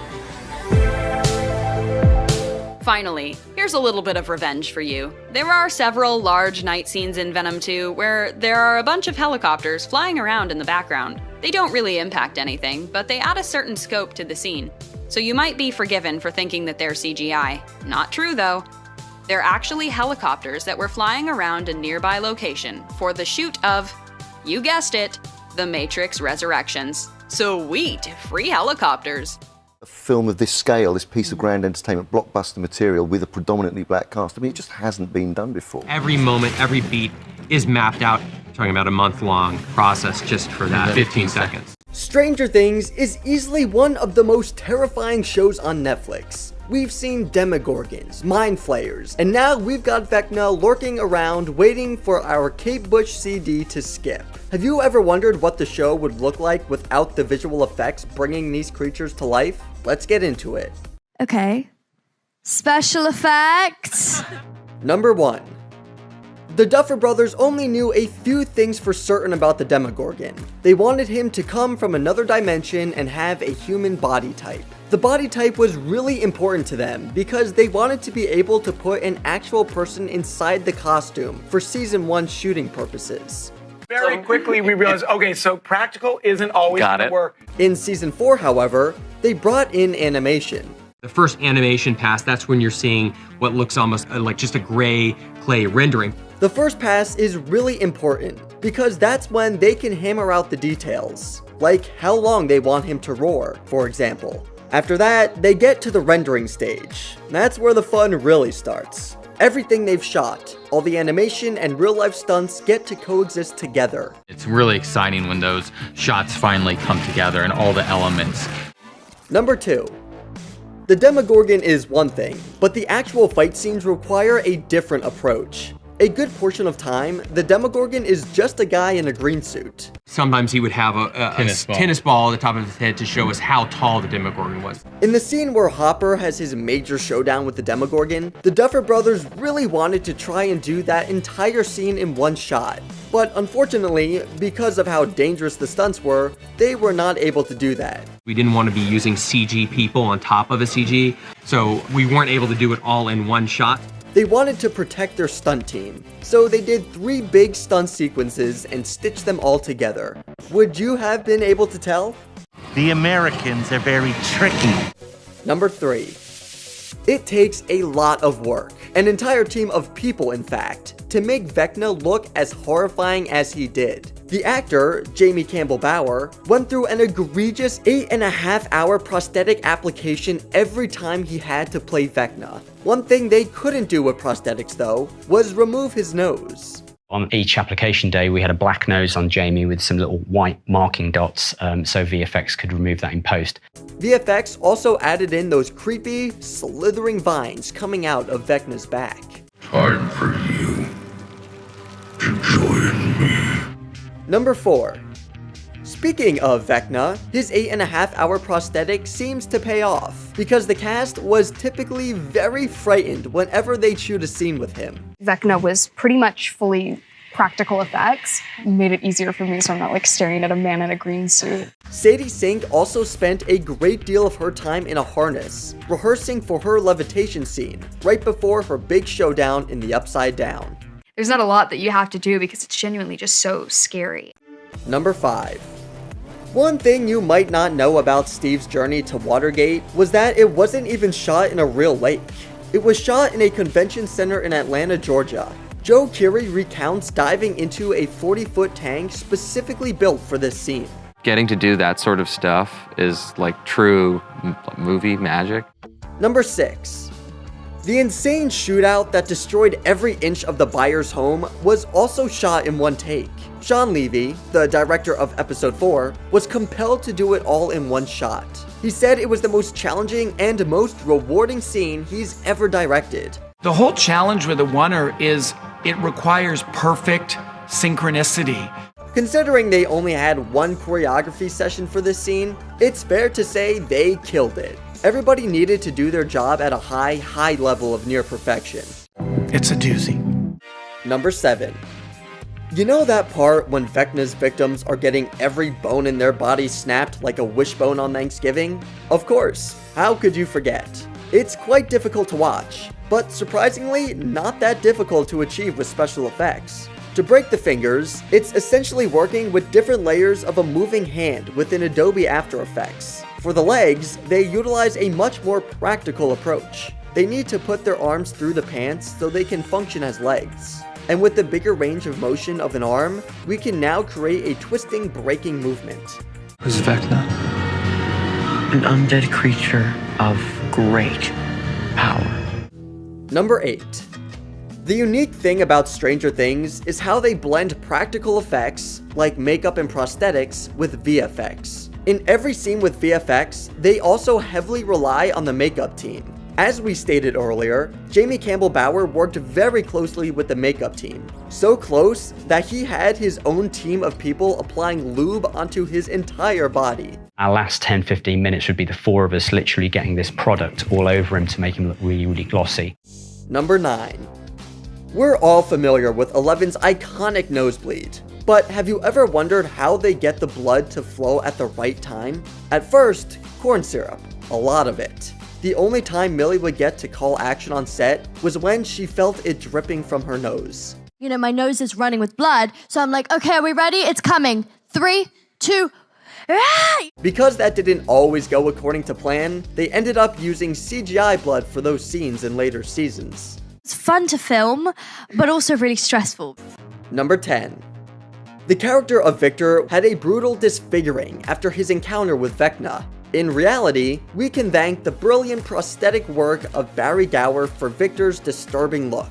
The sculpture of Victor Creel's appliance, which you can see the difference in tone, where the appliance finishes just prior to Robert's hairline. The 2-hour process was so bad for the team, because they were able to reference actual scars, as opposed to something that is completely fictional. I suppose all evil must have a home. Number 11. 11 is me. Like, 11 is just who I am now. It doesn't take very long for the cast to transform into their characters, but Millie's transformation into 11 is a little more involved. It takes about an hour to do my old wig. My makeup isn't that crazy at all. So, judging by this math, you could create at least 8 11s in the time it takes to create one Vecna. Jamie Campbell Bower, we do not envy you underneath all that molding clay. Number 12. In Stranger Things, the Upside Down is just as important as any other character in the show. So how exactly do they create it? A recurring theme we've seen with the Duffer Brothers is that they prefer to do things as practical as they can. We realized that, in fact, the vision that the brothers had was more extensive than one can always do practically. When it comes to creating all of the Upside Down creatures, they had to call on a team of CGI experts. It starts usually with a sculpture, so we digitally sculpt things. So with a mixture of practical components and a hard-working visual effects team, they were able to create this stunning world just beneath our own. So now you've seen it all. The blend of real-life animation, mounds of prosthetics, and the iconic man in the green suit. The visual effects team clearly works overtime in Hawkins. Have you ever wondered what iconic Twilight scenes would look like if movie magic hadn't interfered? Without the help of CGI, many of our favorite franchises' most iconic scenes would look pretty silly. Twilight is no exception, with all the fantastical fight scenes, drastic aging of characters throughout the films, and many actors seeming to seamlessly transition from human to werewolf. Let's break down how some of the Twilight franchise's famous scenes were brought to life. In Twilight, one of the hallmark traits of a vampire is their glittering skin when it catches the sunlight.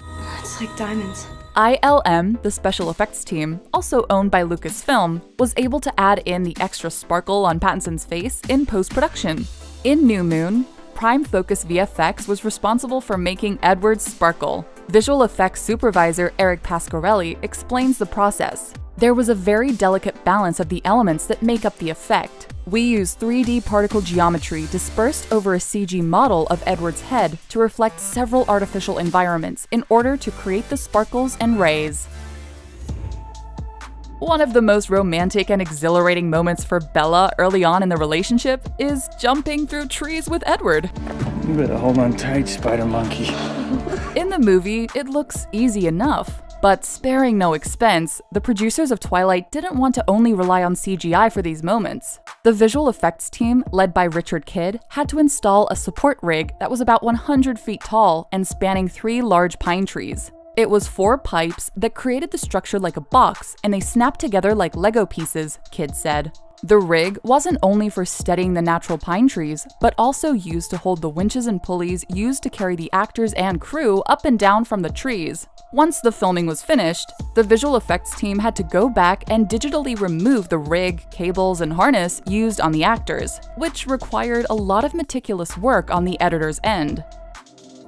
Generally considered somber films, the Twilight series offers moments of levity. The vampire baseball scene in the first Twilight movie is a great example. Vampire baseball is just like regular baseball, but a lot cooler. To make the actors seem as if they were practically flying, they were attached to a harness that would move them around in correlation to their marks. The cast also had to strut on a grass-covered moving walkway to give the illusion of a supernaturally speedy vampire gait.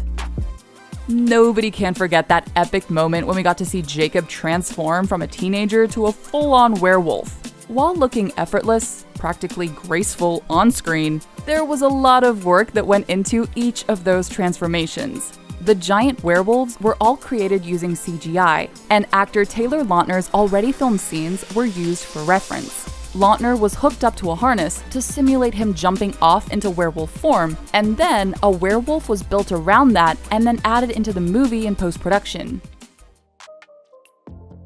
We all love Bella for her quiet nature, open heart, and overall relatability. But we also love her because she's a strong woman who sticks up for herself. We see in a scene in New Moon, a heated confrontation about Jacob ends in Bella punching Paul, making him turn into his werewolf form. At first glance, the scene looks like a pretty easy one, but actress Kristen Stewart had to rehearse that punch with a stunt coordinator, and then coordinate the timing and the moves out with the other actors. This scene also showed the audience another graceful transformation from human to werewolf by Paul. Eclipse has one of the most thrilling and epic action scenes in the entire franchise. the chase scene with Victoria. To simulate jumping off of rocks, the actors were hooked up to a harness attached to the ceiling of a filming studio, where they would have to jump on green screen boulders that were just green ledges and steps. The actors were also filmed running on what the production crew called magic carpets that would make it appear that they were running a lot faster than they actually were. A tender moment shared between Bella and Jacob in werewolf form is right before the big battle scene against Victoria and her newborns against the Cullens and the werewolves in Eclipse. In the movie, werewolf Jacob saddles up to Bella and she gives him a sweet scratch on the head, which was all edited in post-production to look like she was scratching a real werewolf. While filming, actor Taylor Lautner was dressed in a non-reflective bodysuit and hat, and he stood in where his werewolf self would be in the movie. Kristen Stewart went as far as scratching Taylor's head while filming. Werewolf or human in a bodysuit, it's still pretty sweet. The way the production staff were able to make it seem like actress Mackenzie Foy was actually riding on the back of Jacob in werewolf form is pretty complicated. They had Mackenzie sit on a motion control rig, a machine that resembles a mechanical bull, with a saddle covered in werewolf Jacob's fur. The rig was set against a green screen and pre-programmed with all the moves to resemble Jacob running, and Mackenzie sat on it while they filmed her with a wind machine blowing, so it looked like she was moving fast. The animators at Tippett Studio started by going to the actual lumber yard and getting footage there, then built the whole scene starting with the dialogue from the actors from a recording. Tippett Studios actually had helicopters flown over the area with cameras so they could get an aerial view. Then they created a storyboard deciding the shots, and once they were approved to move forward, they started working on animating the wolves against the real-life lumber yard backdrop. Baby Renesmee was originally meant to be a to-scale animatronic doll, but the producers deemed it too scary to use, and the actors never looked comfortable acting against it. The animatronic version had full-length hair and giant, unnatural-looking eyes, even for a half-vampire, half-human. Instead, the producers decided to use CGI, a rubber baby doll, and an actual human baby to create every aspect of Baby Renesmee, which has garnered better, but not great, reviews from fans and audiences alike. There were several options on how the production team could choose to make Renesmee age at a superhuman rate in Breaking Dawn Part 2, and they chose to use Lola visual effects to reimagine Mackenzie as Renesmee from birth up until her age at the end of the series. Utilizing baby photos of Mackenzie, the effects team was able to create an accurate chart of what Renesmee would look like at any age, and they used actual babies as physical stand-ins while shooting. Sounds pretty intense, but the payoff was worth it. The Twilight Saga and snow go together like peanut butter and jelly in fans' minds, and it's fitting that the final battle with the Volturi is beautifully set with a snow-capped background. But when actually filming, the actors and crew were inside a production studio where there were green screen backdrops and fake snow grounds. The camera crew rode on a vehicle while the actors had to run towards or away from it in the snow. The pregnancy and eventual birth scenes in the Breaking Dawn movies were one of the few times we really got to experience the horror and romance aspects at its peak in Twilight. To make Kristen Stewart look as emancipated and frail as she did in the movie, she went through extensive makeup and even face prosthetics to really give the full look. Also, the FX team actually built a life-size doll of Kristen that they used when Edward was giving her CPR. Kristen's actual body was underneath the bed with the dummy on top. The final battle in Eclipse is visually breathtaking. Seeing beautiful, powerful people and werewolves run around in a snow-covered forest definitely gives viewers a treat. Believe it or not, the battle in the snow was filmed inside of a production studio where a full-size set of the forest was built. Where they couldn't use practical effects, such as trees and fake snow, a green screen behind the set was utilized in post-production to give it that winter wonderland feel. One of the first times Bella and the audience gets to witness some of Edward's supernatural abilities are in the intense action scene where Bella is almost hit by Tyler's van. Thankfully, Edward, who was across the parking lot, sped to her rescue and stopped the moving van with his hand, leaving a sizable dent. They were able to make this happen by replacing the original passenger side door with a soft, molded door that would easily move under Robert Pattinson's hand. Expecto Patronum! There's nothing like escaping to Hogwarts and indulging in all that the Wizarding World has to offer. But how would the Harry Potter films look if we stripped away the magic?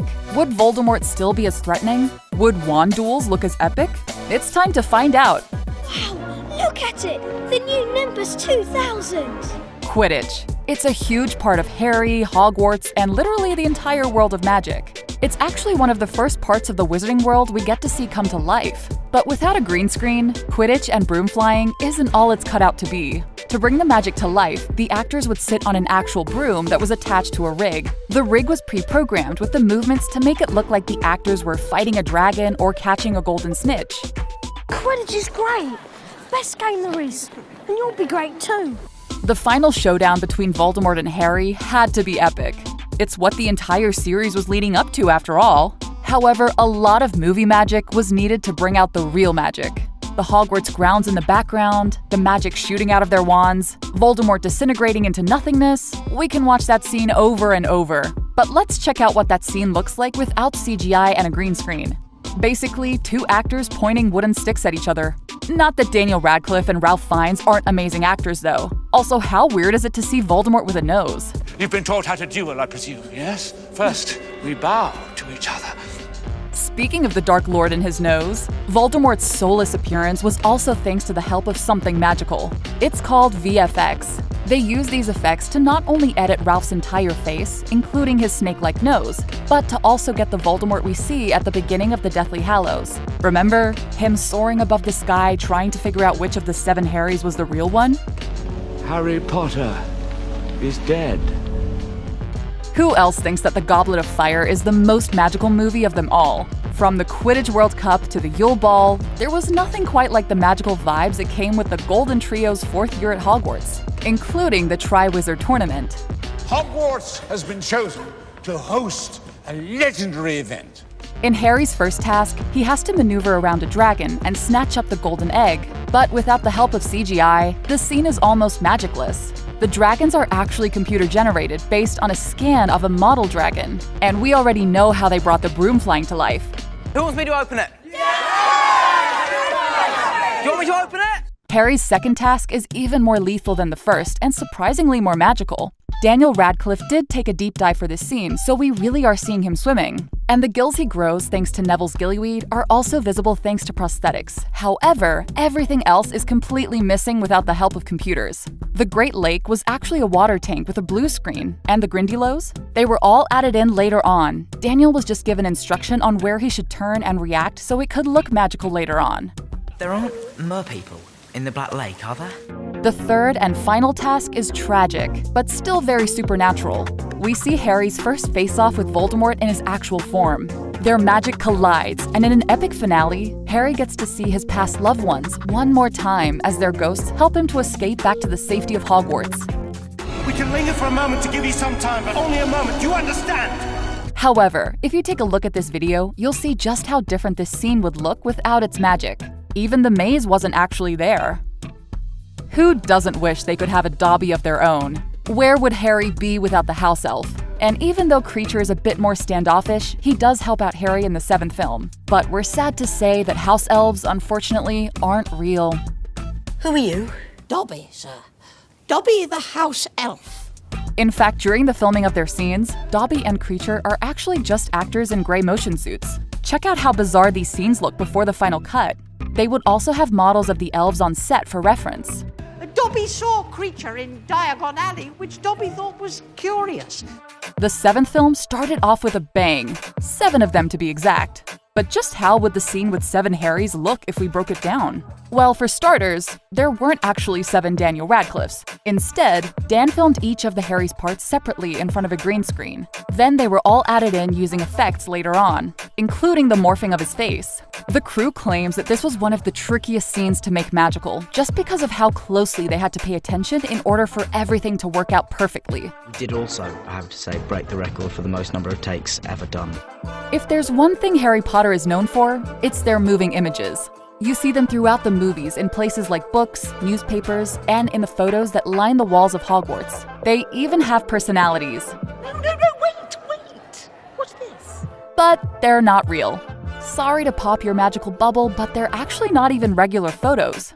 Blue screens were put in as a substitute for where the pictures would go, and the GIF-like videos were added on by editors after the filming was complete. Harry and Buckbeak. A match made in heaven. Okay, maybe that was taking it a little too far, but Harry did help save his life. We finally have some good news for you. Buckbeak was technically on set. He existed, but he was mechanical. They had to make 3 different Buckbeaks so they could get him performing different movements properly. Then the CGI team would step in and make him super lifelike. They had to create and edit every single feather on Buckbeak. Buckbeak now lives in the Harry Potter Museum. Take a look at this fan's video. Say hello to Buckbeak. We get quite a few different scenes with the Room of Requirement. And let's face it, it's probably one of the coolest things at Hogwarts. There was one scene in the room specifically that really stands out. It happens in the 8th and final film while Harry is on the search for Ravenclaw's diadem. Of course, Draco and his minions had to have one last go at Harry, and in turn, the room ends up full of flames, and we get to see Harry on his broom for a final time. But if we strip this scene down, it's a whole lot of green screen with the actors strapped into harnesses. I'll set the bloody place on fire! If you watched Fantastic Beasts, you know that Nagini has a backstory of her own. She's not just Voldemort's pet and Horcrux, which means it was only right they give her some epic magical scenes in Harry Potter. But all the credit for that really goes to the visual effects team. During filming, Nagini wasn't there, which probably made the actor's job a little more difficult when they were meant to be interacting or looking at her. Nevertheless, they managed to pull it off. Perfectly, we might add, and gave us some epic Nagini scenes. Nagini. Dinner. Goblins are one of the first creatures from the wizarding world that we meet alongside Harry in his first year. But there's one goblin that plays an extra special role in bringing down Voldemort, even if he does betray Harry, Ron, and Hermione. It's Griphook. Like Dobby and Creature, there was a prosthetic model made of Griphook, but they also covered Warwick Davis in prosthetics in order to bring the mythical creature to our screens. I don't look right. I'm too good looking. The 3 dangerous tasks weren't the only magical things that surrounded the Triwizard Tournament. The Triwizard Cup itself took a lot of work to become magical. On set of the film, the actors were surrounding a pretty ordinary trophy. There were no blue flames or age line that prevented the Weasley twins from dropping in their names.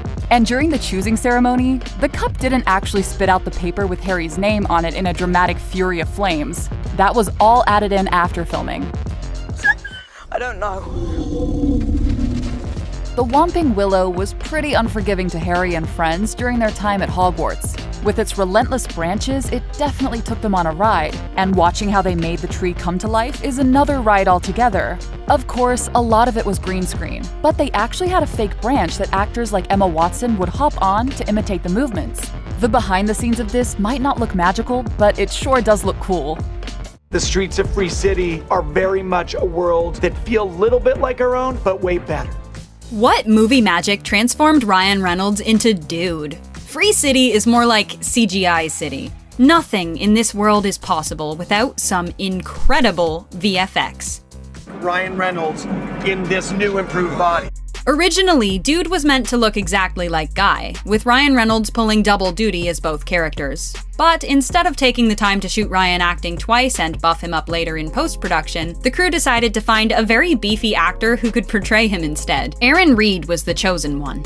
Not true, I gained 312 pounds for this film. Reed was shot using motion capture. Notice all those dots on his face?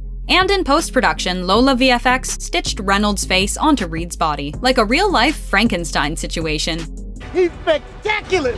For the fight with Dude, the team used wires, props, and mats to get the action just right. The scene definitely took some great fight choreography, and an amazing stunt team to pull it off. Also, many of the iconic props, like the Captain America shield, were filmed with plain-looking stand-in props, and then updated later with CGI. That was dope. Lots of stunt performers and VFX were involved with the fight scene that happened when Guy and Molotov Girl head to the stash house to retrieve her stolen code. The scene involved spawn points, tons of weapons, and video game fighting styles. Behind the scenes, people were being thrown onto mats while attached to wires, and performers were pretending to be hit by numerous projectiles and weapons. To get the motorcycle slide just right, Guy's bike was pulled forward with wires, and Ryan Reynolds' stunt double stepped in to do most of the dangerous stuff. It all comes together to create a perfectly chaotic scene where players appear out of nowhere for an all-out brawl. And honestly, it looks like a pretty fun, albeit exhausting, day to have been on set. Was that cool? It felt really cool.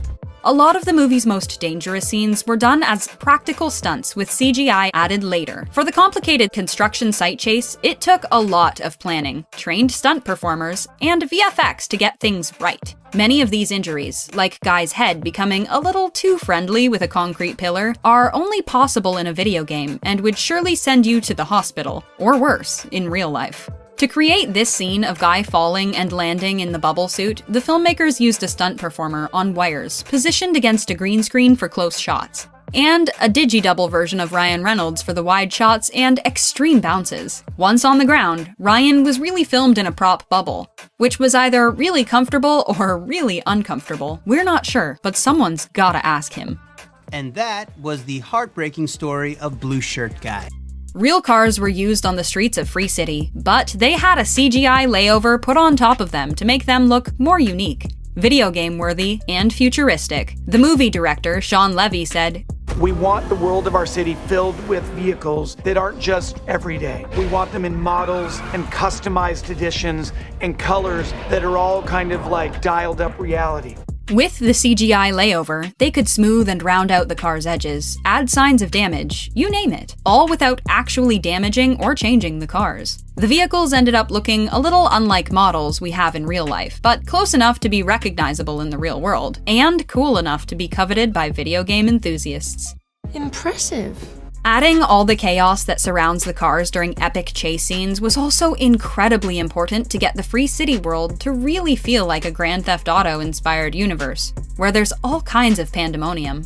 Pyrotechnics, sparks, and mayhem were added to these scenes while the stunt drivers cruised the streets, so they didn't have to deal with any real obstacles. You can see in this scene that some cars they hit aren't really there at all, including this massive pileup.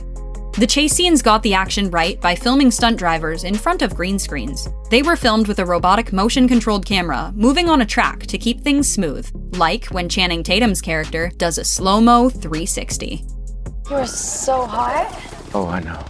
Free Guy was shot in Boston, with a few reshoots taking place in LA, while the interiors were built on airport hangars or sound stages.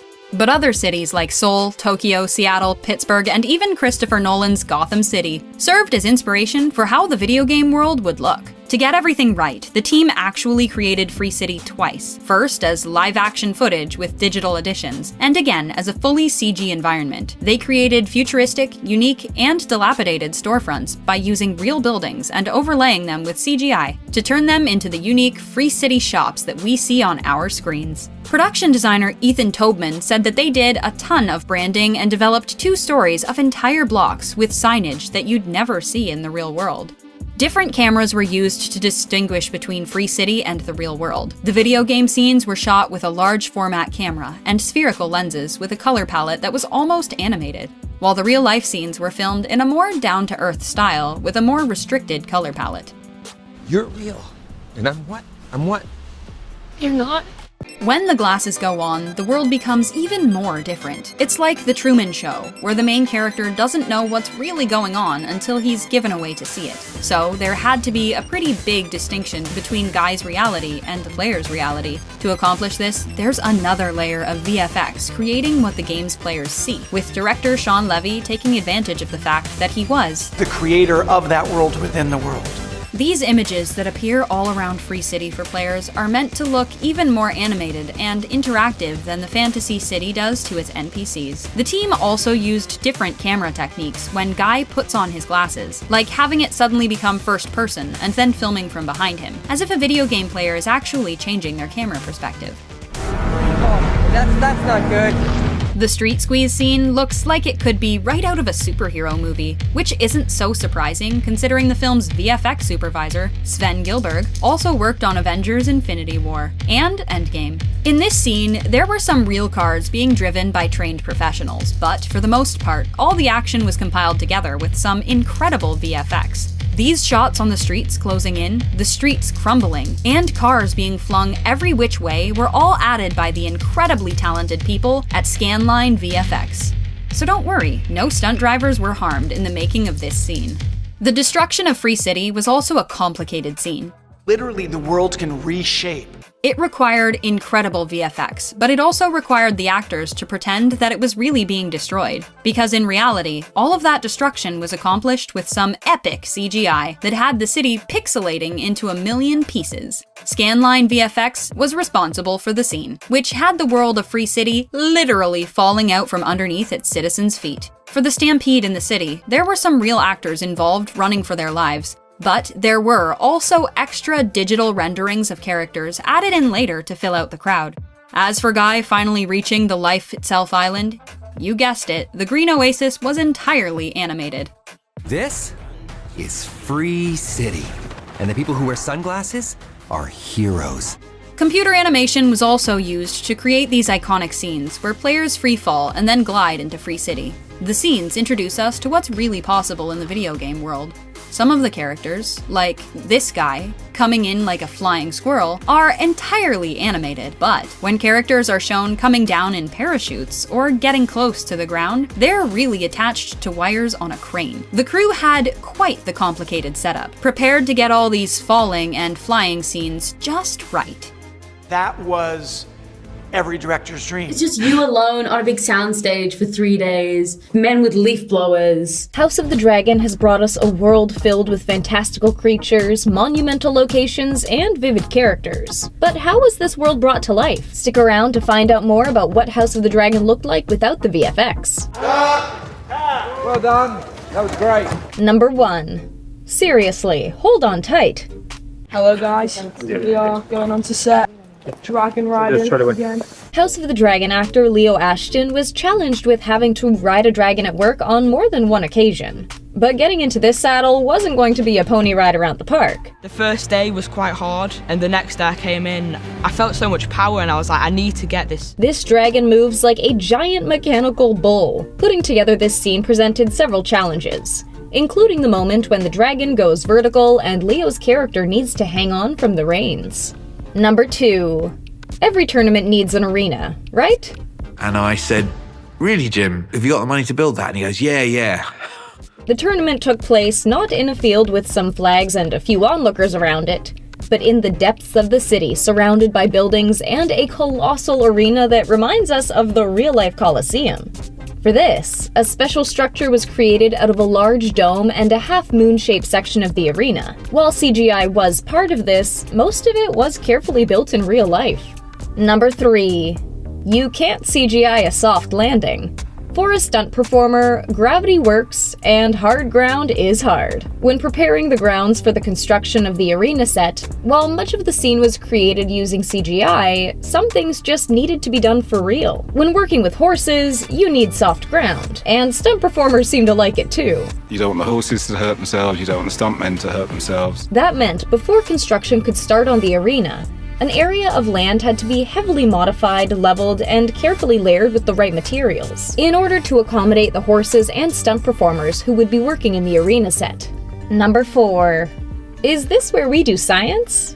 When we look at this giant construction in this huge warehouse, we're reminded more of a science facility at NASA than a world of dragons and drama. Even hearing the production staff talk about this monster sounds more like something from a sci-fi. It's that next evolution of the ability to see your visual effects live in camera while you're shooting. Some might say that this is what the world of House of the Dragon really looks like, and that's because this massive space is a cylinder of imagination. There are 2,000 video screens inside, onto which the background can be projected when filming a scene. This helps not only with producing the amazing visuals of House of the Dragon, but it assists actors in feeling more immersed in the action, which can make for an even better performance.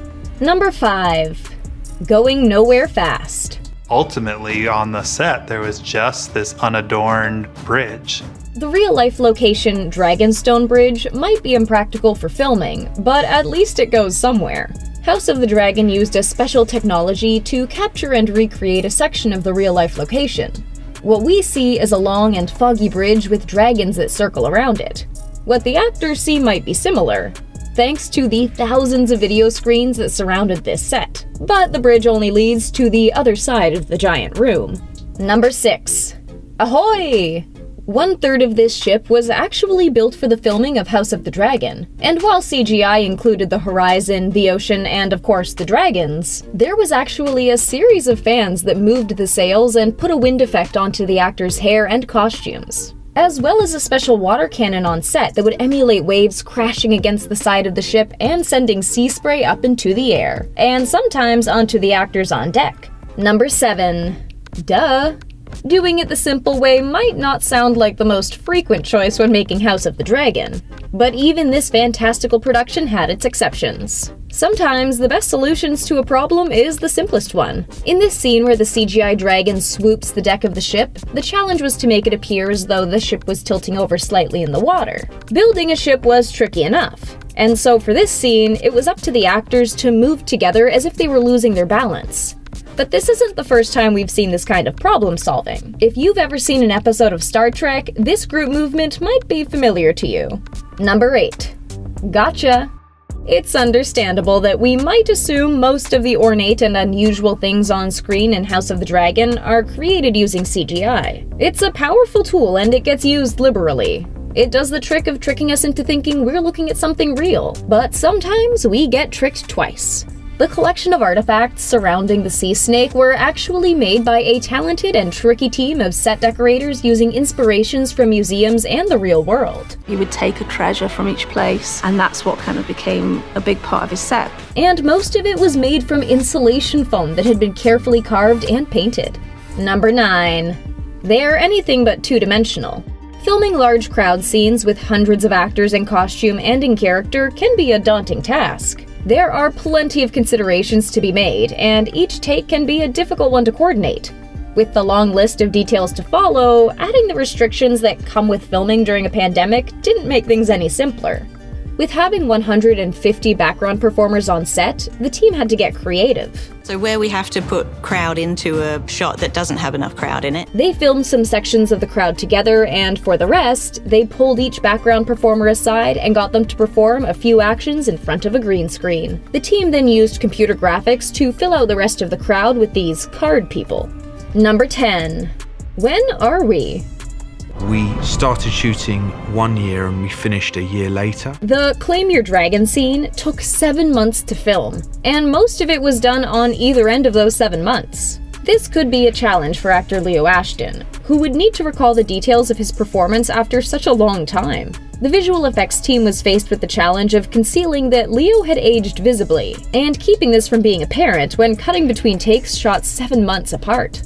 Number 11. From hand drawing to computer graphics and back again? Shooting on the Targaryen flagship found the production team following what might seem like an odd procedure. First, they designed the ship, then they animated it, planned out the actor and camera movements using computer graphics, and then they built the ship. Only to start all over again by shooting live actors on the ship set and then going back and doing more CGI. There must have been a method to their madness, cause we think the end result is fantastic. Number 12. My, what a big dragon you have! One of the concepts of the House of the Dragon series is that dragons keep growing as they get older. When they are very young, they can fit comfortably perched on your shoulder. As they age, they eventually become too large to even fit through a door. But this dragon is something else. Vhagar is 130 years old, which means she's one big dragon. Certainly the largest dragon you've ever seen on Game of Thrones. In fact, she's so big that she doesn't fit into most places in her world anymore. Working with an imaginary creature of that size must have been hard to imagine, but the saddle gives us an idea of just how large this creature is meant to be. Number 13. This might be the largest dragon ever ridden on screen before. With a bigger dragon comes bigger movements. In order to make the riding the dragon scene work, the team had to design a special saddle that would emulate the movements of the dragon, as well as allowing actor Leo Ashton to ride on it while performing the scene. This specially built machine was made to read the pre-production visual sketches of the scene and produce them as a sort of mechanical bull ride. This machine also had to accurately re-perform each movement in order to get multiple takes of the scene without any mismatches. Number 14. Point not taken. While the background and most of the crowd might be added in later using the magic of cinema, this scene from the stadium has an element of reality that everyone on set could feel that day. Those horses are real, and those riders are actually jousting. They used a few special pieces of equipment and had a lot of training, of course. Stunt jousters use special lances made of lightweight wood that has been cut lengthwise along the desired shatter point and painted to look like they're solid. While a real-life jouster would aim for the body of the opponent, the stunt performers aim to hit each other's shields with the special lances. When they impact just right, the lance breaks apart in an impressive explosion of wood splinters, and with minimal impact to the stunt performers.